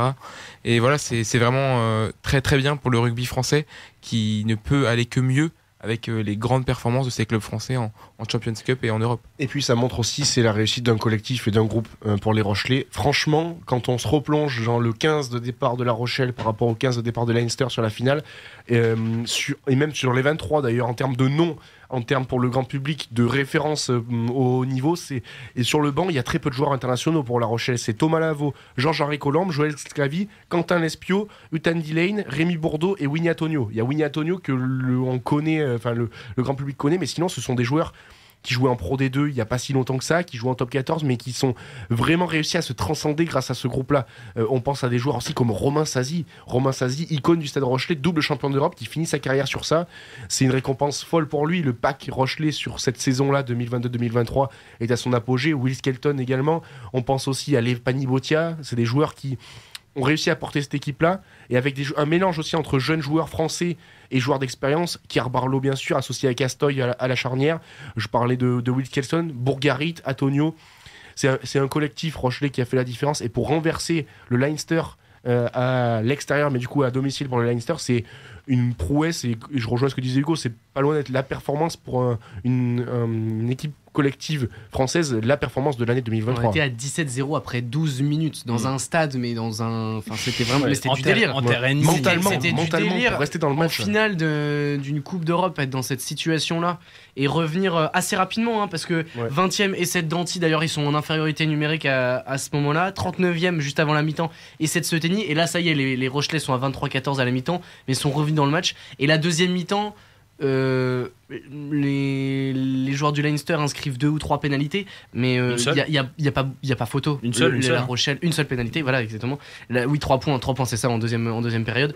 Il n'y a pas photo. La Rochelle est au-dessus sur cette deuxième période, et ça témoigne vraiment de cette force mentale. Et donc ce Stade Rochelais qui est devenu ensuite donc le deuxième club seulement français à conserver son titre en Champions Cup après le triplé toulonnais. C'est dire à quel point c'était compliqué, et en plus ça partait comme mission impossible, et ils l'ont réussi, ces Rochelais. Allez, il est 23h passé de 2 minutes sur Radio Campus Lille. Encore petite pause musicale quand même, puisqu'il reste encore une grosse moitié d'émission qui nous attend, avec encore plein d'autres événements. Et peut-être que ça refera plaisir une énième fois à Thomas. Je pense que je vais lâcher toute ta playlist ce soir. On arrive doucement vers l'été, avec un film qui a fait beaucoup parler, avec Barbie, qui a tiré plus d'1 milliard de dollars quand même à travers le monde, et cette chanson de Dua Lipa. Et on se retrouve juste après ça. De retour sur Radio Campus Lille 106,6 FM, on poursuit cette spéciale 2 heures du Campus Sport Club de ce soir. Retour sur l'année 2023. On a beaucoup parlé de résultats depuis le début de cette année, mais il n'y a pas que les performances sportives dans la vie. Et tout de suite un nouvel extrait pour le prochain événement. With the first pick in the 2023 NBA Draft, the San Antonio Spurs select Victor Wembanyama from Nanterre, France. C'est fantastique de voir toutes ces images. Victor Wembanyama, un Français et numéro 1 d'une draft NBA. Je ne sais pas si on se rend compte de cet instant absolument incroyable. Ouais, c'était incroyable. Maxime, tu nous en dis un peu plus ? Ouais, incroyable, même historique. Le 22 juin 2023, dans le Barclays Center de Brooklyn, Adam Silver annonce le choix tant attendu. Le prodige du basket français Victor Wembanyama est sélectionné en premier choix de la draft 2023 par les San Antonio Spurs. Une première pour un basketteur français. Il rejoint donc la franchise texane, qui a tant souri aux Français par le passé, comme à un certain Tony Parker, 4 fois champion NBA avec la franchise. Auparavant, c'était son coéquipier en équipe de France, Killian Hayes, le Français drafté le plus haut au sein d'une draft, avec sa 7e place en 2020, qu'il a conduit chez les Pistons de Détroit. Ému aux larmes, le natif du Chennai annonce que c'est un rêve qui se réalise. Lui qui a brillé en France à Nanterre, mais également à Lasvel et l'an passé aux Metropolitans de Boulogne-Billancourt. Il est pour beaucoup le rookie le plus attendu depuis quelqu'un dont on a parlé il y a quelques minutes, un certain LeBron James. Donc voilà, Wemby qui débarque chez les Spurs. Est-ce que, selon vous, la question c'est, est-ce que les Spurs, c'est la franchise idéale pour le début de carrière de Victor Wembanyama en NBA ? Tu me prends mes questions, en fait. Ouais, vas-y Maxime, tu voulais... Non, je laisse mon collègue... Il laisse la main indice des spectateurs sur votre écran. Victor avait l'air soulagé de la franchise des Spurs. C'est vrai que il arrive... la franchise des Spurs, c'est une franchise qui a vu passer pas mal de grosses têtes françaises comme Parker, Boris Dio ou encore De Colo. Donc il a vraiment été mis dans les meilleures conditions, je pense, selon mon opinion, dans les meilleures conditions pour performer en fin de compte. Est-ce qu'il y a peut-être eu la remise en cause d'un effectif, parce que c'est vrai que Victor Wembanyama, first pick qui arrive dans la franchise des Spurs, il est forcément mis à la tête de l'effectif. Et c'est les Spurs de Victor Wembanyama. Donc l'équipe tourne autour de lui. Je veux dire, les joueurs jouent pour lui. Et ça devient la grande tête d'affiche. Est-ce que tu crois pas plus qu'il a été heureux, surtout parce qu'à côté c'était les Hornets ou les Trailblazers surtout? C'est ça, c'est qu'il a été soulagé déjà dès les résultats de la loterie en fait. C'est même au-delà de la draft, déjà c'est peut-être un mois ou quelques semaines avant. Ouais. Donc on a la loterie qui détermine les choix de draft et tout ça. Je peux donner les dates. Et, vas-y. 16 mai, du coup, il était devant son écran en famille à voir la loterie. Et le 22 juin, il était là-bas. Voilà. Au State a annoncé pick numéro 1. Et du coup, les Spurs, déjà, alors, au moment où les Rockets donc de Houston tombent en 3, déjà, il a le point serré. Donc il se dit, yes, je vais pas à Houston. En 4 même. En 4 ouais, c'est et après, ce qui était lunaire, c'est de voir du coup en direct qu'il y a un journaliste d'ESPN qui était en France au moment de la loterie et qui interviewait Wembanyama comme s'il était déjà drafté à San Antonio en fait. Il disait oui, alors ça vous fait quoi de voir San Antonio en 1 ? Mais attends, le choix n'est même pas fait encore. Enfin, c'était évident, Max. Oui, non, mais c'était évident, mais c'est la première fois que tu voyais ça. Oui. En fait, il y avait tout le temps des tendances. Tu vois, il y a des tendances qui se dégagent où on se dit ouais, ils ont besoin de tel poste ou un truc comme ça. Mais là, qu'il y a un mec qui vient des States en France et dire bon Victor, alors ça vous fait quoi limite de venir à San Antonio alors que c'est dans un mois la draft quoi. Oh, enfin c'était incroyable quoi. Et après sur la question des Spurs, est-ce que c'est le bon endroit ? On verra. Laissons le temps parce que pour l'instant c'est compliqué, c'est compliqué collectivement. Cette saison les Spurs c'est seulement 8 victoires, 35 défaites et Victor Wembanyama est clairement la seule lumière de cet effectif. Sachant qu'il ne joue en moyenne que 28 minutes par match. C'est aussi ça. J'allais rebondir décidément sur ce que disait Gaëtan en disant c'est une franchise qui va pouvoir se construire autour de ce leader-là, mais faut-il encore qu'il joue. Pour l'instant, il joue pas tant que ça, même s'il est voué à avoir a priori de plus en plus de minutes. Ouais, donc, la restriction de minutes, elle va se lever là d'ici quelques temps. Là, même je crois au prochain match, il en aura plus. Ils sont très précautionneux avec sa cheville. Elle a tourné début 2024 là, ou fin 2023 contre Dallas. Donc tranquille, de toute façon les Spurs n'ont rien à jouer, donc qu'ils prennent leur temps. Et oui, on verra mais ne soyons pas trop pressés, on verra dans 2, 3, 4 ans même, voir un peu comment ils vont construire. Et du moment qu'individuellement déjà ils jouent des matchs, au-delà des minutes, mais ils jouent des matchs régulièrement, ils performent vraiment bien. Très grosse perf la nuit dernière. Bon, c'est un petit peu... dans l'ombre de ce qu'a fait Joel avec ses 70 points, Joel Embiid hier avec Philadelphie. Mais hier, c'est quand même 33 points, 7 rebonds, 3 blocs. Sur la saison, il est sur 20 points en moyenne par match, 10 rebonds par match. Il a déjà réalisé un triple-double. Donc honnêtement, c'est des très très bonnes stats pour quelqu'un qui ne joue, je le rappelle, moins d'une demi-heure par match en moyenne. Et puis je pense qu'au-delà sur ce que tu disais Maxime, 2 points, je pense que on l'a vu et les chiffres ressortent de plus en plus. Les grandes stars, les grands acteurs de ce jeu ont gagné leur premier titre NBA assez tard, quand même relativement. Donc soyons patients avec lui. Et de 2, sur les premiers matchs du début de saison, je me rappelle c'est contre les Bucks, je crois le match contre Giannis où c'est un match absolument énorme où il est au niveau quoi. C'est ça plus qui est rassurant. Je trouve que la comparaison il la tient. Donc collectivement l'équipe va à mon avis s'organiser autour de lui, va mûrir et ça je trouve que ça va venir, donc c'est pas trop un problème. Mais lui, en tant que tel joueur, je trouve qu'il est au niveau dans les matchs où il faut, donc c'est ça qui est rassurant. Ouais. La ligne de stats individuelle, on est sur du all-time. On se place vraiment dans les hauteurs. Et comme tu dis, dans les gros rendez-vous, il a répondu présent contre Giannis Antetokounmpo, contre Kevin Durant, le premier match contre LeBron James et Anthony Davis contre les Lakers. Hier soir contre Embiid. Hier soir, 33 points. Ouais, voilà, c'est comme tu as dit, il est un peu dans l'ombre, mais voilà, il nous sort une belle ligne de stats quand même. 33 points, oui, tout va bien. Tu vois, c'est vrai qu'il avait un extraterrestre qu'on a mis 70 à côté. De toute façon, ce que je m'étais noté sur la plupart de ces petits records déjà réalisés en quelques mois, pour vous dire, son 5e match NBA, c'est ce fameux match face aux Suns où il lâche 38 points d'ir bon. Son 5e match NBA face à un trio en face relativement fort. Donc, Mais tu vois, c'est quelque chose que j'ai entendu, je crois que c'est Tony Parker qui en parlait avec Joachim Noah récemment. Il disait, pour avoir un titre NBA... Ouais, non, moi non plus. Pour avoir un titre NBA, il faut une équipe, mais vraiment à la quintessence de ce qu'elle est, à son apogée dans la construction, dans le fait de se connaître les joueurs les uns avec les autres, la manière de jouer quasiment sans se regarder, en sachant exactement où on met le ballon et où on se déplace. Donc là, je pense, je sais pas, mais à mon avis, les Spurs en sont très loin encore. Donc ça va venir, l'osmose, l'encadrement et le savoir jouer, savoir être entre cette équipe-là, ça va venir. Donc soyons soyons un peu plus patients pour lui. Quoi. Oui, on parle là que de quelques mois de NBA, sachant qu'il est peut-être voué à jouer lui aussi une vingtaine de saisons si la santé, surtout les pépins physiques, ne le rattrape pas. Je suis obligé d'avancer, on va devoir passer cette page Wembanyama. On se tourne, on fait toujours en France, j'ai envie de dire, la retour en France sur la terre battue de la Porte d'Auteuil.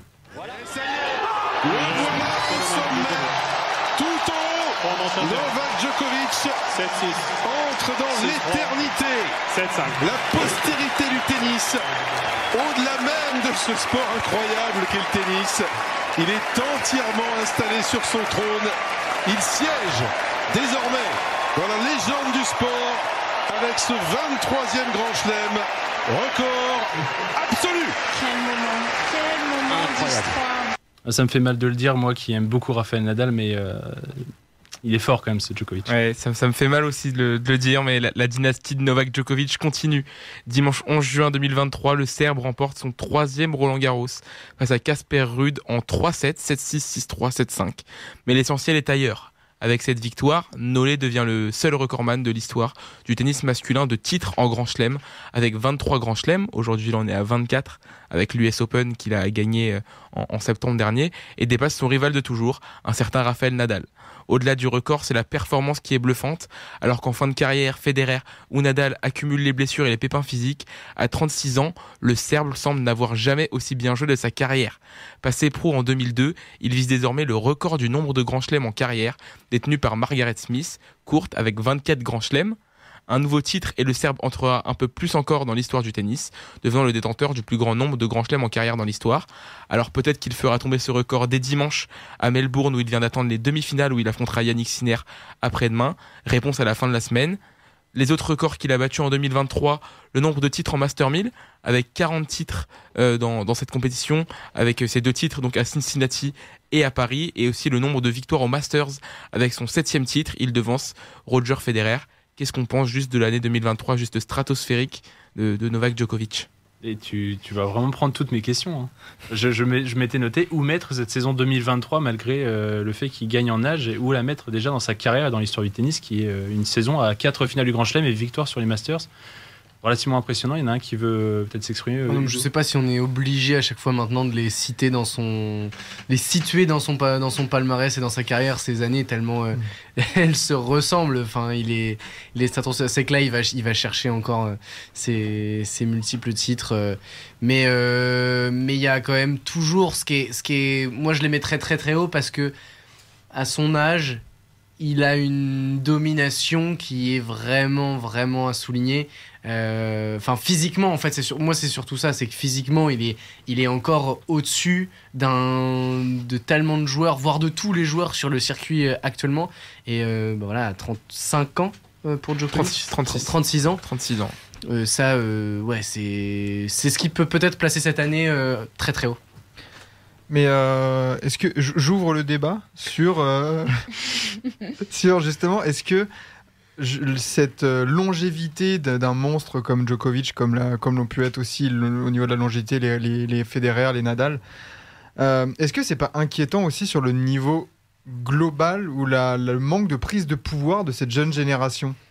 Bon, on l'attend en tout cas. Je pense pas. Je pense que c'est sûr que là, un Djoko, ça arrive pas tous les ans, mais c'est vrai que on a quand même la jeune génération qui prend de plus en plus de pouvoir. On a un Alcaraz qui gagne Wimbledon. Il bat même Djoko en finale. On a un Sinner qui le bat au Masters, qui lui offre un peu ce Masters d'ailleurs, parce que si Sinner il perd dans les poules, Djoko il gagne pas ce Masters. Donc même s'il perd en finale il le bat en finale Djoko. Donc c'est vrai qu'avec Rune aussi qu'on peut citer, qui l'a battu il me semble à Cincinnati, si je me trompe pas. Donc c'est vrai Cincinnati, que justement, il a gagné Cincinnati et Djoko sur Alcaraz en finale. Oui, tu as sûrement raison, mais il y a un Masters ou Rome peut-être, ou bref, je sais plus, mais je pense que Rune il bat à Rome, ouais, c'est ça. Je l'ai noté. Il bat Djoko à Rome sur la terre battue italienne. Donc c'est vrai que je pense qu'on a quand même une jeune génération qui arrive, mais c'est vrai qu'elle est assez jeune. Et Djoko, il est toujours là, présent. Elle est surtout irrégulière, quoi. Ouais. C'est que j'ai l'impression que même quand Alcaraz chope Wimbledon, bah après il y a une petite blessure, ou il y a une méforme, ou il y a une élimination prématurée, et j'ai l'impression ils ont pas... Alors, ça remet pas en question le monstre qu'est Djokovic, et notamment le monstre physique, pour se maintenir à un tel niveau de performance. Mais c'est vrai que moi, je suis un peu déçu de toute cette génération, là, depuis même 10 ans. On attend quand même qu'il y ait une prise de pouvoir, et peut-être aussi un rafraîchissement. Et peut-être que ça donnerait un peu plus d'intérêt aussi de voir les nouvelles têtes prendre un peu le pouvoir et se dire on a un tournoi du Grand Chelem ouvert, et pas juste Djokovic là en demi-finale, il peut prendre qui? Non, mais moi je suis pas d'accord avec toi, parce que je pense que profitons, ça va durer quoi, 1 an peut-être encore, 1 an et demi, 2 ans grand max. Ouais, 2 ans. Donc et après on se rendra compte, je pense, dans 3-4 ans ce qu'on a vécu, mais là ça arrive par épisode, et je trouve pas que ça soit les jeunes joueurs qui aient du mal à éclore. C'est juste que ceux qui sont en place, les 2-3, maintenant ils sont plus que 1 voire 2 avec Nadal, mais ils sont juste stratosphériques. C'est-à-dire que même à 36 ans, 37 ans, il est capable physiquement de tenir un dragé haut. T'as des gamins qui ont 19-20 ans. Et là on voit Djokovic contre Taylor Fritz qui fait encore 5-7 je crois, 4-7 la nuit dernière, mais dans une chaleur de fou. Ouais. Il est là, il est mené de 7-0, énorme quoi, énorme. Et c'est ça qui est encore plus bluffant, c'est-à-dire que physiquement, mentalement, ces gars-là sont, et en l'occurrence lui, est encore là. Et je trouve que c'est encore plus fort ça que les jeunes qui ont du mal à éclore. Le mot de la fin pour Maxime Paul. Ouais, on conclut juste sur ses objectifs pour 2024. Il y en aura quelque chose qu'il n'a jamais réalisé dans sa carrière, et quelque chose qui n'a jamais été réalisé depuis 1969, et un certain Rod Laver, un grand chelem, voire peut-être même un grand chelem doré avec une médaille d'or au JO à Paris. Magnifique. Thomas aussi qui est très bon dans l'expertise et dans le jeu de mots ce soir. Je ne le prononcerai pas à l'antenne. Partage-le aussi. Olivier Joker-Sauzon. Ça montre notre sérieux en tout cas. Non mais Maxime a fait exprès, c'est pour le bêtisier de fin d'année. Voilà. Oui, parce qu'en l'occurrence c'est le Joker, donc Olivier Joker-Sauzon par rapport au réalisateur de film. T'avais pas besoin de l'expliquer, tu l'expliques. Non, mais je préfère à nos auditeurs un peu moins cinéphiles. Je me permets. Écoute, c'est un des événements qui arrive là, donc je vais lui donner un peu moins de temps en conséquence. Ça marche.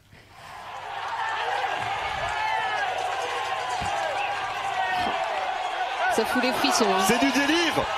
C'est du délire. Rien que pour ça, elle a réussi cette journée, ça valait le coup. Bravo Thibaut. Bravo Thibaut Pinot. Dans le il en met une. Et l'attaque de Tadej Pogačar. La réponse de Poggi. Vingegaard qui a pris 2 mètres, qui reste sur son rythme, qui n'y va pas. Et c'est parti pour Poggi. Ouais, comment ne pas passer quand même, faire un tour sur la grande boucle, et puis donc ce virage Pinot en début d'extrait, mais celui qui a fait vivre ce Tour de France, ce duel Vingegaard-Pogačar. Ouais, avec les commentaires de France Télé et Eurosport pour les 2 événements majeurs, on va dire, ce Tour de France 2023. Le premier, comment l'oublier, évidemment, c'est la dernière danse de Thibaut Pinot pour son 10e Tour de France. Lors de la 20e étape, le samedi 22 juillet, on était sûrement toutes et tous devant notre télé. Le Franc-Comtois a eu le luxe de passer sur ses routes d'entraînement pendant le Tour de France, chez lui donc. On retient évidemment ce passage mémorable dans le col du Petit Ballon avec le fameux virage Pinot. Je pense qu'on a été pas mal à avoir les frissons sur ce moment-là. Pinot qui passe en tête en plus dans le virage et profite d'un moment unique dans une carrière, dans une vie même pour un homme. Une étape finalement remportée par Tadej Pogačar, le Slovène, qui est un autre acteur principal de ce Tour 2023, en duel avec le Danois Jonas Vingegaard. On l'a entendu dans l'extrait. Le duel entre les deux, Vingegaard et Pogačar, qui prend de l'épaisseur dès la 5e étape, avec le coureur de la Jumbo-Visma qui dépose Pogačar dans Marie-Blanc. Mais le lendemain, Poggi contre-attaque dans la montée vers Cotrec-en-Basque, c'est l'extrait qu'on a entendu, et il dépose Vingegaard avec une attaque foudroyante. Mais c'est bien le Danois qui prend le jaune ce soir-là à Cotrec-en-Basque et qui ne le lâchera plus jusqu'à Paris. La différence se fait alors lors du contre-la-montre de la 16e étape entre Passy et Combloux. Vingegaard met 1 minute 38 au Slovène, qui craque encore plus le lendemain dans le col de la Loze. Pogačar qui prend encore 5 minutes le lendemain donc dans le col de la Loze. Et Vingegaard qui réalise un doublé logique après de son titre en 2022. Mais voilà, il a écrasé la concurrence, et avec notamment la puissance de son équipe, la Jumbo-Visma, qui certes n'a pas pris de petites bières, mais qui s'est régalé durant ce Tour de France. Et Jumbo, trop fort pour Poggi. Non, voilà. A priori. Soit c'est un oui unanime, soit c'est... Je sais pas si c'était vraiment annoncé que Vingegaard remporte cette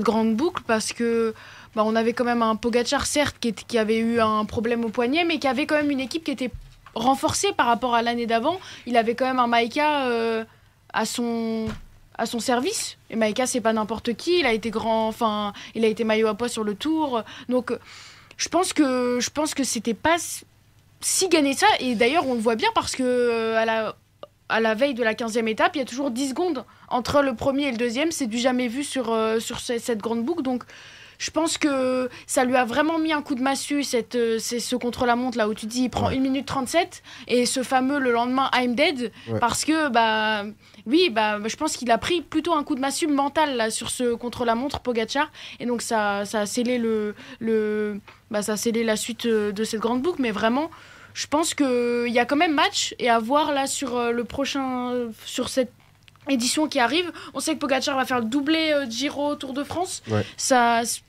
Est-ce que c'est un pari gagnant? Il nous le dira par lui-même. C'est vrai que Pogačar, c'est quand même c'est peut-être le coureur le plus complet du cyclisme international. Il est capable de gagner partout, mais c'est vrai que sur la constance, on a l'impression que sur ce Tour de France, l'équipe de la Jumbo est quand même, je le trouve, plus armée, notamment en haute montagne, pour aider leur leader. Il y avait Van Hooijdonk, il y avait Sepp Kuss, il y avait évidemment Van Aert, on en a parlé. C'est des coureurs, Christophe Laporte aussi, qui a été capable de l'accompagner. Par rapport à une équipe comme UAE, je trouve que c'était beaucoup plus léger, l'équipe de Pogačar. Et après, le contre-la-montre, c'était absolument énorme ce qu'avait fait Vingegaard. Déjà que Pogačar avait fait un temps canon, et il passe juste avant Vingegaard, et Vingegaard qui lui met 1:38. Enfin, là, ça a mis un coup de massue, tu as raison, je pense plus mental d'ailleurs. Ouais, ça rappelle un peu ce contre-la-montre qui arrive pas du tout au même moment, certes, mais ce Pogačar qui vient remporter son Tour de France au nez à la barbe de Roglic, qui lâche aussi un temps canon. C'est peut-être, c'est toujours celui, tu te dis. À la différence près que, sur le coup là, c'était Roglic qui était. Maillot jaune, Pogačar a été. Et même si Pogačar avait été virevoltant, Roglic avait été coupable d'une défaillance. Sur le coup, Pogačar, il fait un bon chrono. Je sais plus combien il termine de l'étape. Mais il fait 2, je crois. Il fait 2, c'est ça, 2 ou 3. Il met un temps canon à tous les spécialistes. C'est ça, il prend une 38 sur Vingegaard qui est au-dessus du lot sur ce coup-là. Mais c'est vrai que sur ce Tour de France, c'était pas vraiment la domination de Jumbo qui était attendue. C'était un duel. On savait très bien que ce Tour de France jouait entre ces deux-là et on espérait que ce duel allait durer le plus longtemps possible. Et il a été magnifique de suspense jusqu'à ce fameux contre-la-montre. Et allez, on peut peut-être pousser jusqu'à l'étape du lendemain et le col de la Lose où tout suspense a été entériné. Ouais, parce qu'avant le contre-la-montre, de mémoire, il est à 10 secondes, Pogačar. C'est ça. Donc en fait, il est à après le contre-la-montre, il est à 1:48. Tu te dis, avec le col de la Lose, mais d'ailleurs, ce qui est plutôt pas pressenti mais avancé, c'est que ça peut basculer comme d'un côté comme de l'autre, mais on sait que dans le col de la Lose ça va basculer, c'est-à-dire que soit Pogačar ne se reprend pas de son coup de massue de la veille et donc c'est terminé, mais il y a quand même, c'était vraiment un col fait pour faire des écarts et Pogačar, malgré c'est 1:38 de débours créé la veille, perdu plutôt la veille, avait l'opportunité dans le col de la Lose de reprendre immédiatement ce temps-là, et effectivement ça n'a pas manqué. C'est dans ce col de la Lose que la différence a été faite, mais dans l'autre sens. Mais c'est vrai que c'est un duel qui nous a quand même tenu globalement.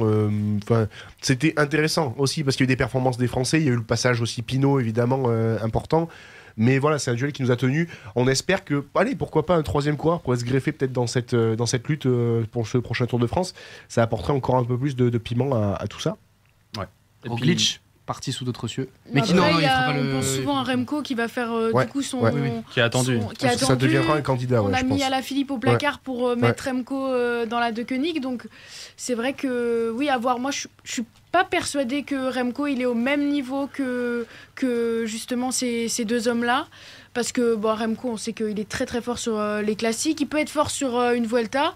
Mais est-ce qu'il peut aller sur un grand tour comme le Tour de France quand on voit ce qui leur attend là, cette année, c'est vrai que, à suivre pour la grande boucle qui arrive, qui s'annonce alléchante avec un dernier contre-la-montre entre Nice et Monaco. Dernière étape, ça va être phénoménal. Roglic, juste pour préciser, qui est passé chez la Bora Hansgrohe, et ce sera intéressant à suivre cette saison. Ouais, nouveau leader dans cette équipe, Bora Hansgrohe. Allez, il est 23h27 sur Radio Campus Hill. Encore un petit moment musical pour nous permettre de souffler et vous permettre aussi de vous détendre un petit coup. On avait le monde merveilleux de Barbie. On avance un petit peu dans cet été avec Doja Cat qui nous parle un peu du démon. Doja Cat.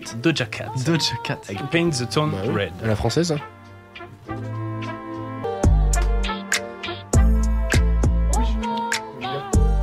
De retour sur Radio Campus Lille, on finit cette émission spéciale 2 heures. On arrive au bout avec les derniers événements qui ont rythmé cette année 2023.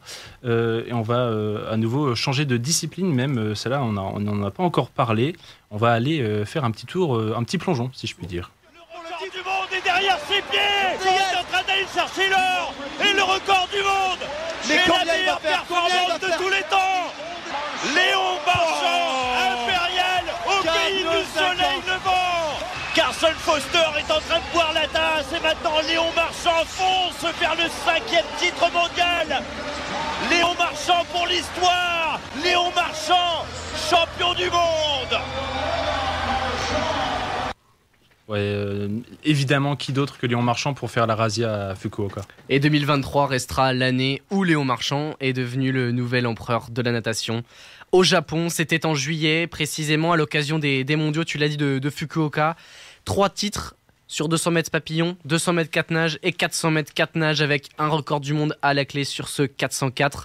C'était le plus ancien des records du monde en natation et le dernier détenu par la légende Michael Phelps.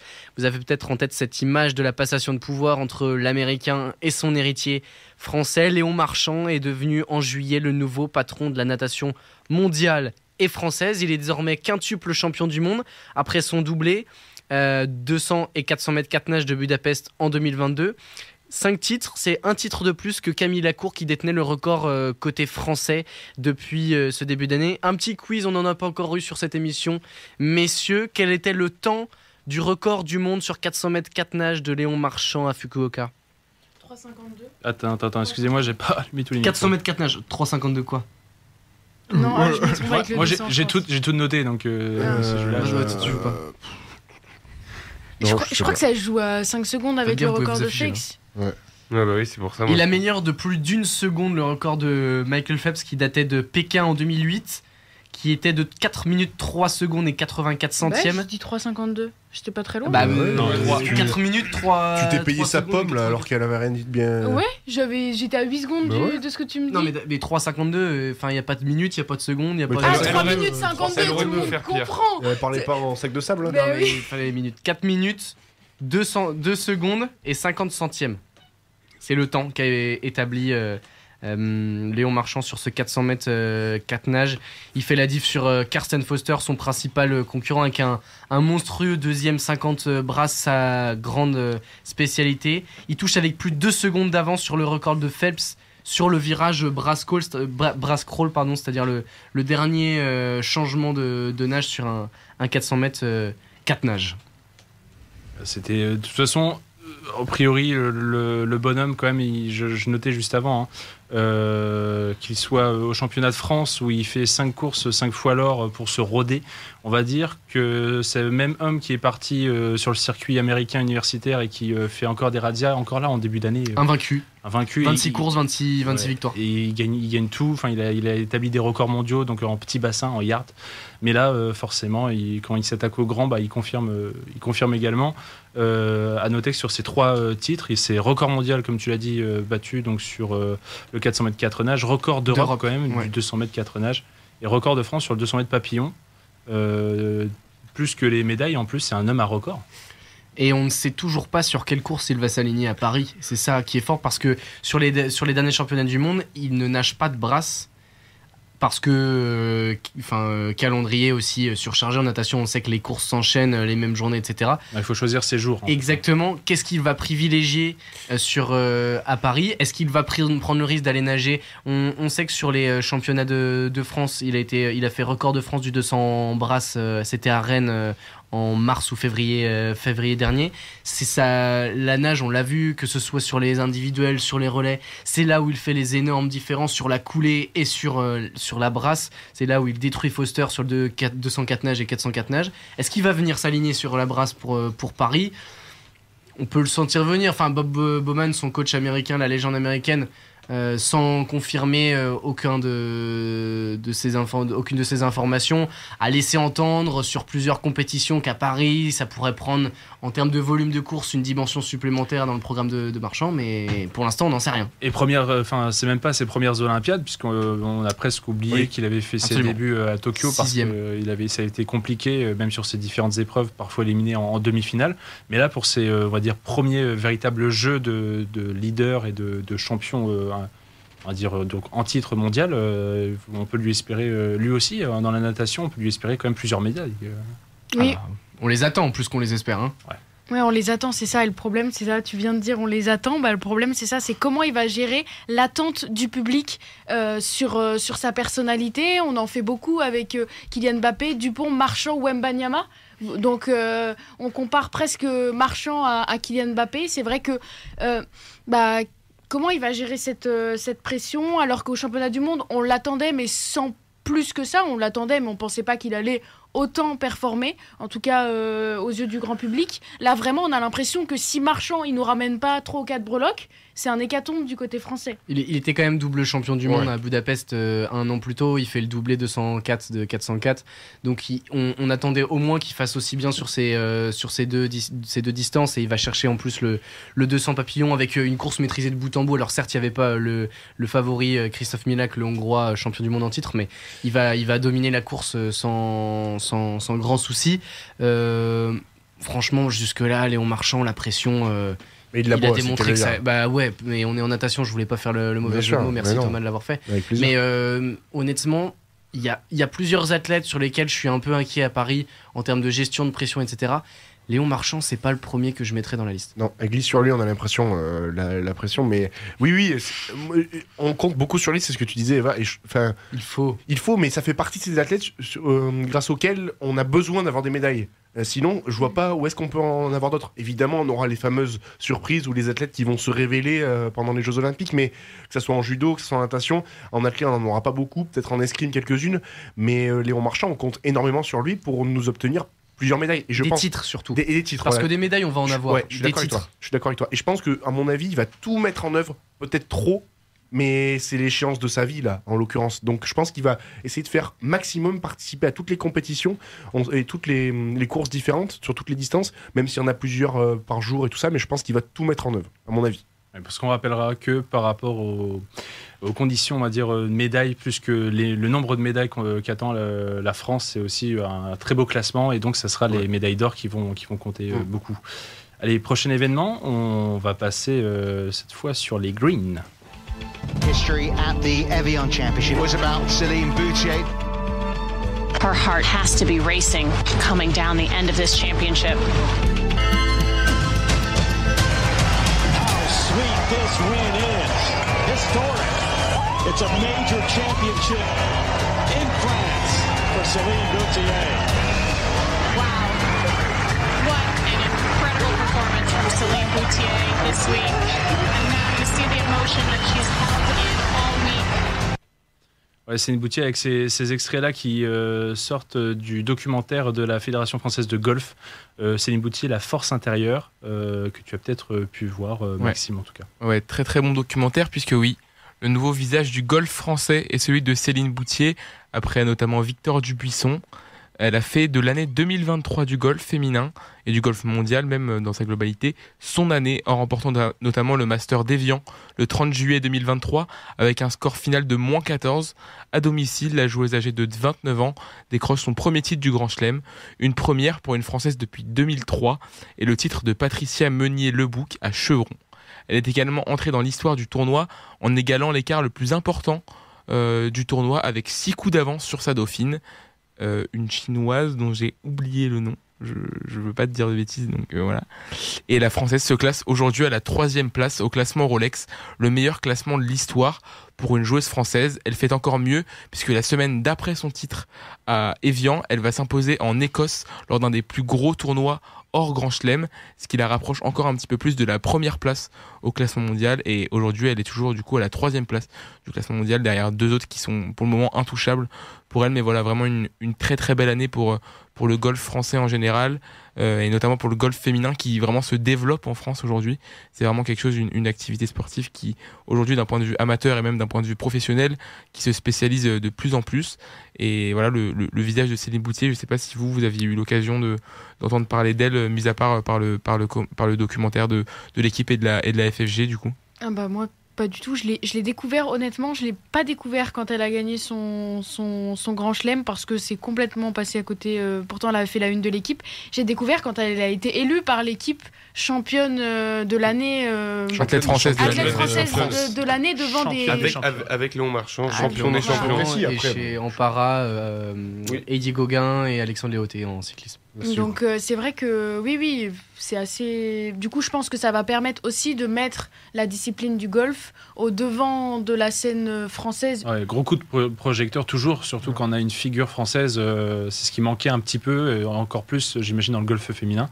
Ça fait plaisir, une numéro 3 mondiale, première européenne aussi. Je veux dire, là pour l'instant, elle est au sommet. Alors, on lui demandait justement, tout le monde la voit numéro 1 mondial.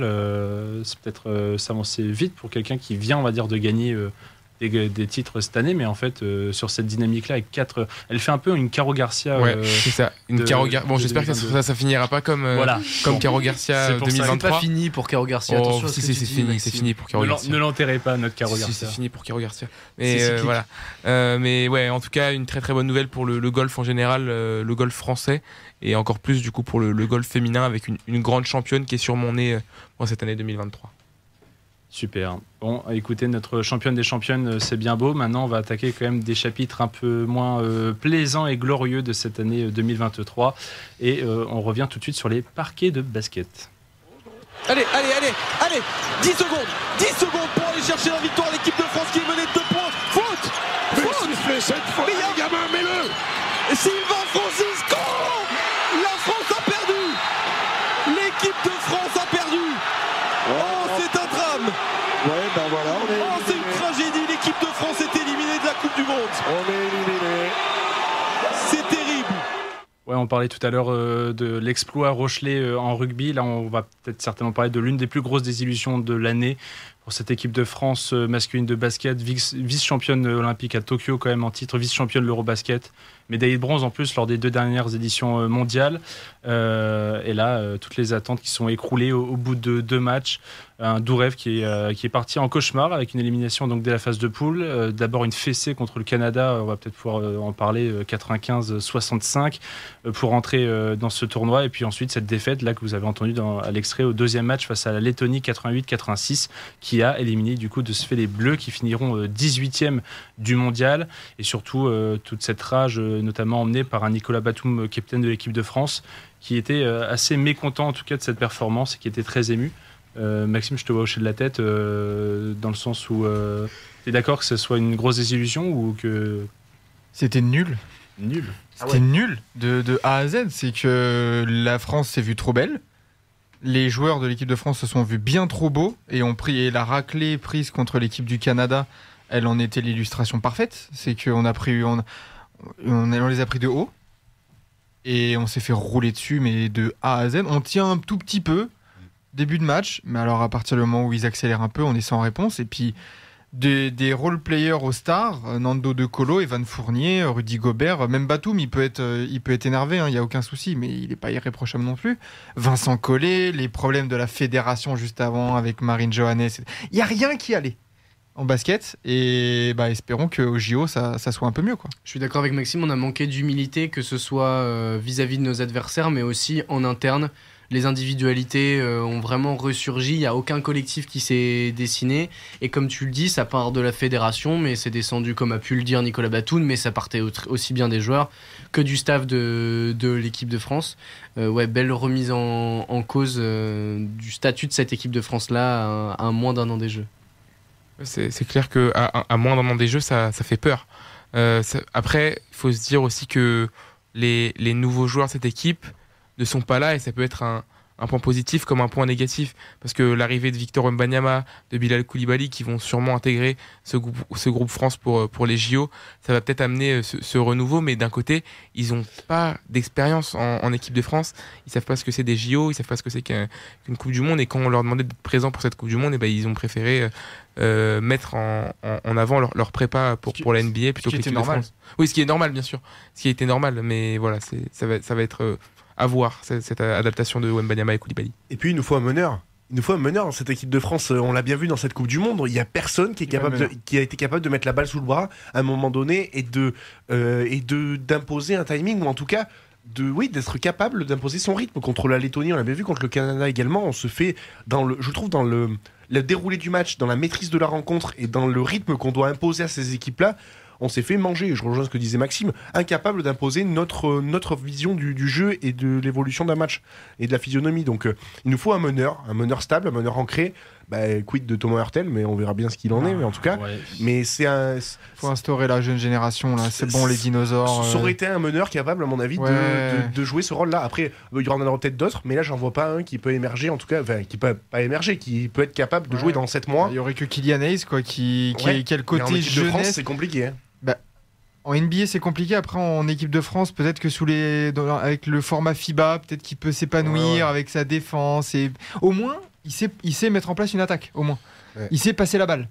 Ce que n'a pas pu faire Elio Kobo, ce que n'a pas pu faire Nando De Colo. Donc, ou Francisco, qui est pas non plus le plus mauvais. Hein, mais voilà.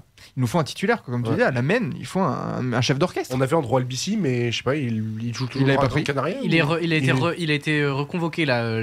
Vincent Collet a convoqué 12 joueurs pour la fenêtre de qualification. Là, il a été reconvoqué. Parce que pas de NBAers. Parce que pas de NBAers, mais il y a des françaises quoi. Il y a des nouveaux aussi. Championnat de France aussi, je crois. Il y a des nouveaux. Et puis pas de Nando De Colo qui revient, qui est touché et qui sera pas apte pour cette session, parce que nouveauté quand même, c'est que cette année les joueurs d'Euroleague, l'Euroleague et la FIBA se sont accordés pour que les joueurs d'Euroleague puissent être présents sur ces phases de qualification. Nando De Colo fait partie de ces joueurs-là qui jouent à l'Asvel, mais il est sur le côté parce que blessé. Non, mais pour revenir sur le poste de meneur, le souci c'est que là on discute et il n'y a aucune garantie. Voilà, Andrew Albissi a été écarté parce qu'il n'est pas aussi performant qu'il a été par le passé en club, donc c'est pas une énorme garantie. Kylian Hayes n'a jamais été en équipe de France, c'est pas une garantie. En NBA il n'est pas performant, c'est pas une garantie. Thomas Hurtel, on ne connaît pas sa situation et quel sera le choix de la fédération. Il n'y a aucune garantie sur le poste de meneur, à moins qu'on mette Wemby. Il y a Nadir Rifi qui vient aussi de se faire convoquer par Vincent Collet, qui a 0 sélection, mais voilà, qui reste un jeune joueur. Mais moi je trouve ça bien au cas où d'enclencher enfin cette nouvelle génération et de les incorporer aussi à un groupe. Et voilà, parce que Nando De Colo, 43 ans maintenant, là, c'est bon, faut arrêter.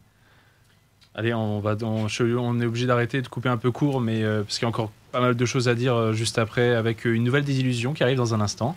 Et celle-là, c'est peut-être celle qui fait le plus mal à nos petits cœurs français. Du Sud vient de sortir le 15 de France de sa Coupe du Monde. C'est terminé pour les Bleus, c'est cruel, c'est la loi du sport. C'est dur d'avoir ce discours-là parce qu'il y a beaucoup de déception, de frustration, mais il nous tarde, je pense, de revoir des images qui vont nous donner encore plus de frustration. Je pense qu'il y a des choses claires et évidentes qui sont faciles à siffler, qui ne l'ont pas été. Partager cette peine et cette douleur immense de nos supporters, de nos familles, de nos clubs, des joueurs et je dirais presque de la France.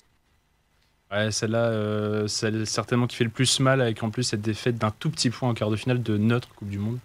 Et oui, c'est sûrement sur le plan émotionnel la plus grosse désillusion du sport français. En 2023, les planètes étaient alignées pour offrir à l'Hexagone l'un des plus beaux moments de son histoire, s'offrir une première Coupe du Monde de rugby dans son pays.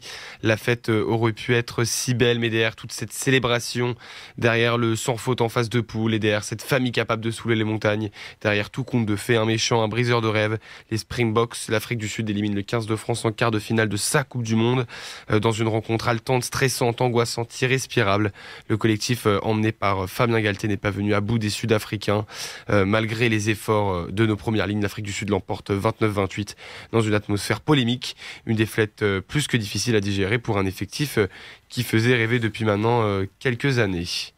Ouais, c'est vrai que là, pour le coup, on l'a aussi entendu dans les extraits, mais Antoine Dupont, en conférence de presse, qui malgré toute la politesse du monde, a quand même évoqué les 2-3 méfaits tout autour. Oui, Maxime. Oui, il y a les erreurs d'arbitrage. Enfin, il y en a deux énormes. Il y a le plongeon. Il est pas mal celui-là. On n'avait pas l'image, mais très radio, je trouvais pas. Il y a un plongeon en avant. Il y a le plongeon de, j'ai oublié son nom, de Edzebet. Edzebet, à l'image du plongeon. Circonstance atténuante. Voilà. Non, mais voilà, il y a le plongeon de Edzebet qui ne peut pas exister dans un match comme ça avec un enjeu pareil et qui nous aurait permis de passer devant. À ce moment-là du match, il y a aussi cette transformation de pénalité où le Sud-Africain, de Colby, les mains de Jesse Krill à 40 mètres. Ouais, mais arrêtons. Enfin, je veux dire, le quart final, on le perd nous-mêmes. Oui, voilà, exactement. J'allais y venir, mais il y a ces erreurs d'arbitrage, mais il y a aussi le fait que les 2 premiers essais qu'on encaisse, c'est les 3, ouais, mais surtout les 2 premiers. J'ai envie de revenir sur les 2 premiers parce que c'est le même schéma de jeu qu'ils ont employé et à chaque fois on se fait avoir. C'est des ballons longs, des chandelles longues et les 2 ailiers à chaque fois qui courent et qui courent plus vite que nous et on doit être prêt à ce moment-là. On sait que c'est leur force à ces Sud-Africains-là et on se fait avoir. Sur à chaque fois le même schéma de jeu. Plus que pas prêt, on ne l'a pas anticipé. Alors sur le premier, c'est Gaël Fickou qui est fautif, qui est pas à la retombée justement, et le deuxième c'est Cameron Woki. Ouais. Et là, bon voilà, une erreur de Gaël Fickou, ça aurait pu être un autre, etc. Ils nous surprennent, c'est le début de match. Derrière, on réagit, on va mettre un autre essai. Ce qui est problématique, c'est la deuxième, et où c'est Cameron Woki qui se retrouve en dessous d'un ballon comme ça. Les Sud-Africains nous avaient étudié et ont employé le bon schéma de jeu. L'équipe de France, ballon en main, sur la première période est plus forte, mais l'équipe de France a été incapable de s'adapter à ce que proposait l'Afrique du Sud et c'est ce qui a pêché. Et c'est pas individuellement le problème, mais tu as raison, pas incriminer Woki ni Fickou, c'est dans la stratégie. Et dans cet aspect-là de la stratégie, on n'était clairement pas prêts et ils nous ont eu sur ça.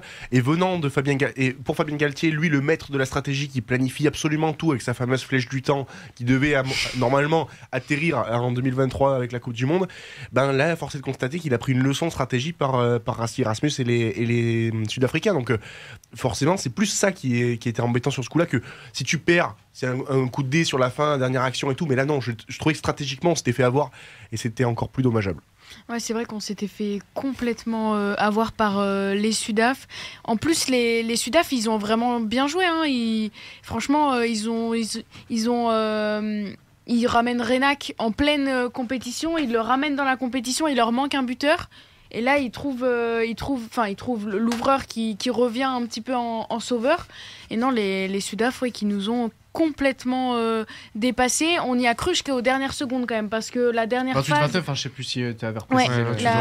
La dernière phase de jeu, on y croit encore et on se dit, même, on se met les mains sur la tête, on se dit c'est pas possible. On pousse avec les Bleus, mais on n'y arrive pas. Donc non, c'est vrai que c'est frustrant. Et puis en plus, c'est d'autant plus frustrant qu'ils gagnent d'1 point contre les Anglais en demi, d'1 point contre les All Blacks en finale.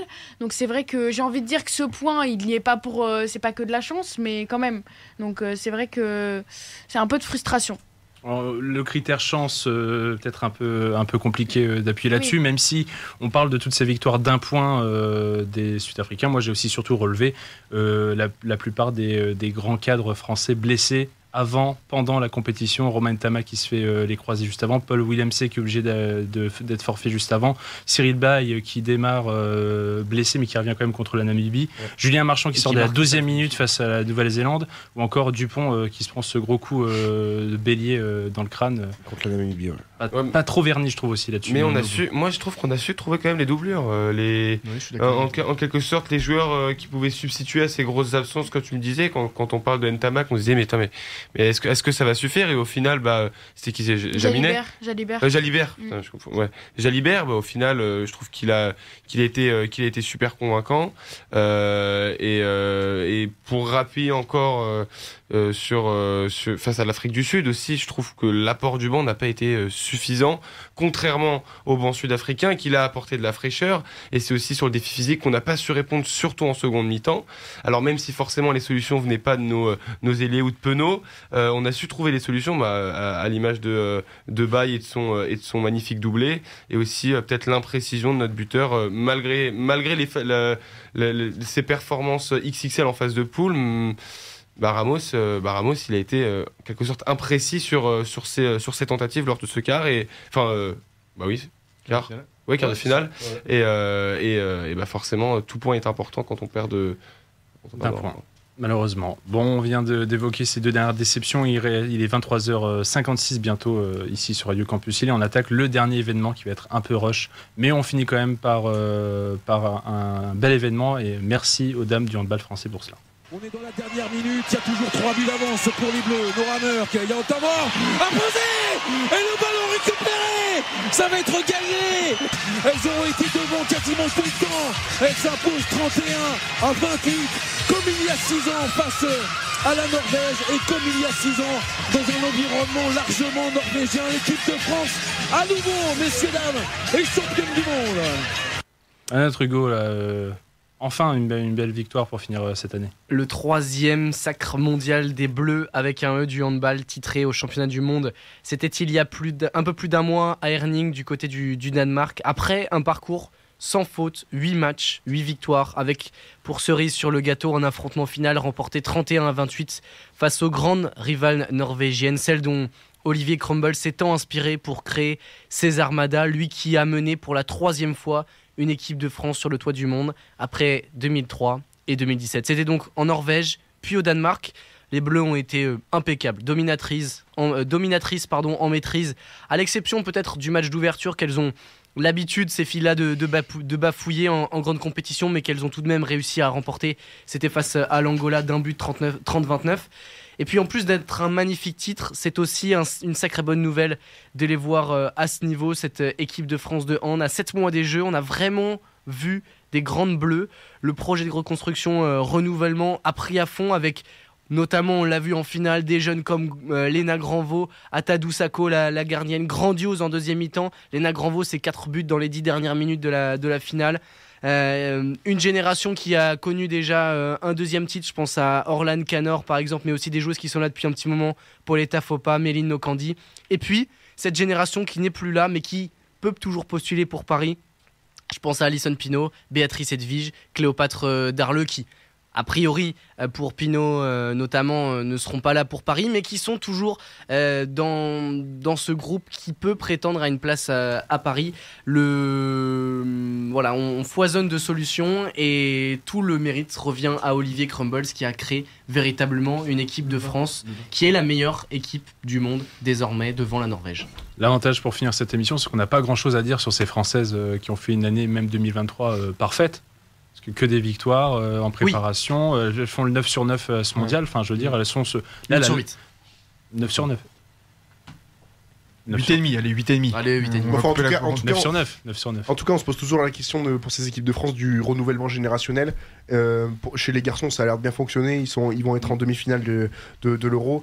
Chez les filles aussi, c'est absolument magnifique. Tu parlais de Léna Granvaux, Océane Sertien, des filles comme Pauletta Fopa également, qui sont là depuis 1, 2, 3 ans. Mais qui sont installés, qui vont faire partie de cette génération 2024, comme on aime à l'appeler. Donc j'ai absolument aucun souci pour l'équipe de France féminine de handball. Je pense qu'on aura au moins une médaille. Espérons que les mecs suivent, c'est en cours. La marche en cours. Déjà, c'est en cours pour eux. Et puis peut-être pour les Jeux, on parle de ces sports collectifs qui devraient nous ramener des médailles. Enfin, c'est dans nos prévisions, c'est dans nos pronostics, sachant qu'à Tokyo, on avait fait la razzia. Donc, le hand est tout en haut. Hein. Le hand, oui. Par rapport au basket et au volley côté français, le hand. En termes de forme, tu veux dire? En termes, oui, bien sûr. Ouais. Évidemment. Avec les garçons, surtout en plus. Là, on n'est pas tiré au meilleur la dernière fois, voilà, avec Samir Belhassen. Ouais. Exceptionnel. Rien à dire. Super. Écoutez, il reste une poignée de secondes. Je vous remercie tous. Merci les Maxime, merci Eva, Hugo, Gaëtan et Thomas. Ouais, c'était intense. Ouais. Grosse 2 heures, grosse émission 2 heures. On la refera pas. Il n'y en aura pas d'autres cette année, vous inquiétez pas. On va pouvoir se reposer. Retour au standard la semaine prochaine sur Radio Campus Lille. D'ici là, on vous dit, sportez-vous bien.